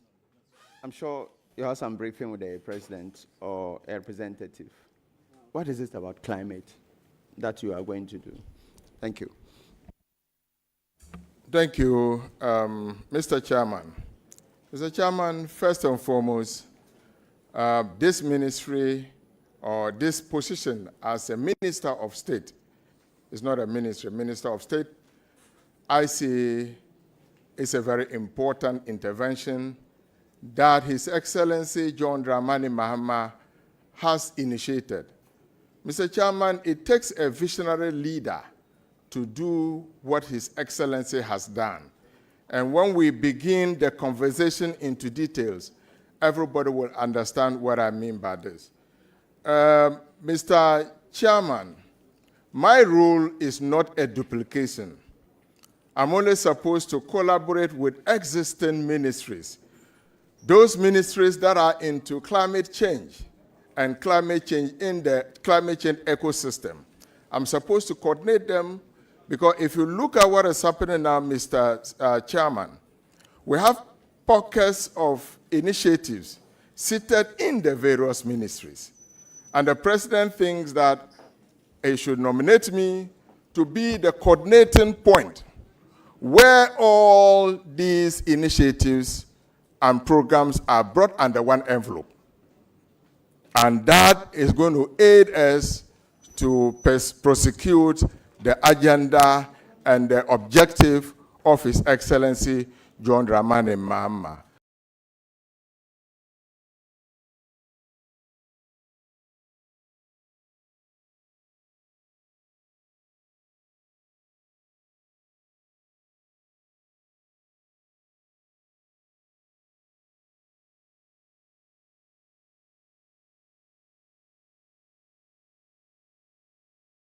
It's a great source of power, adding to your options, knowing that quality and standard remains intact and our content, which is accepted as truth and accuracy every day, is accessible on the go. Access your favorite daily graphic and our weeklies The Mirror, Graphic Business, Graphic Showbiz, Junior Graphic, and Graphic Sports on Graphic News Plus app. It's the digital replicas of our work. Download Graphic News Plus app on the Google Play Store, Apple App Store, and available on www.graphicnewsplus.com as you remain abreast of and keep pace with on-the-minute news updates on the go. Home sweet home. Welcome family and friends. Choose the bundle that best works for you from as low as 10 Ghana cedis weekly for unlimited access to all publications. Graphic, truth and accuracy every day.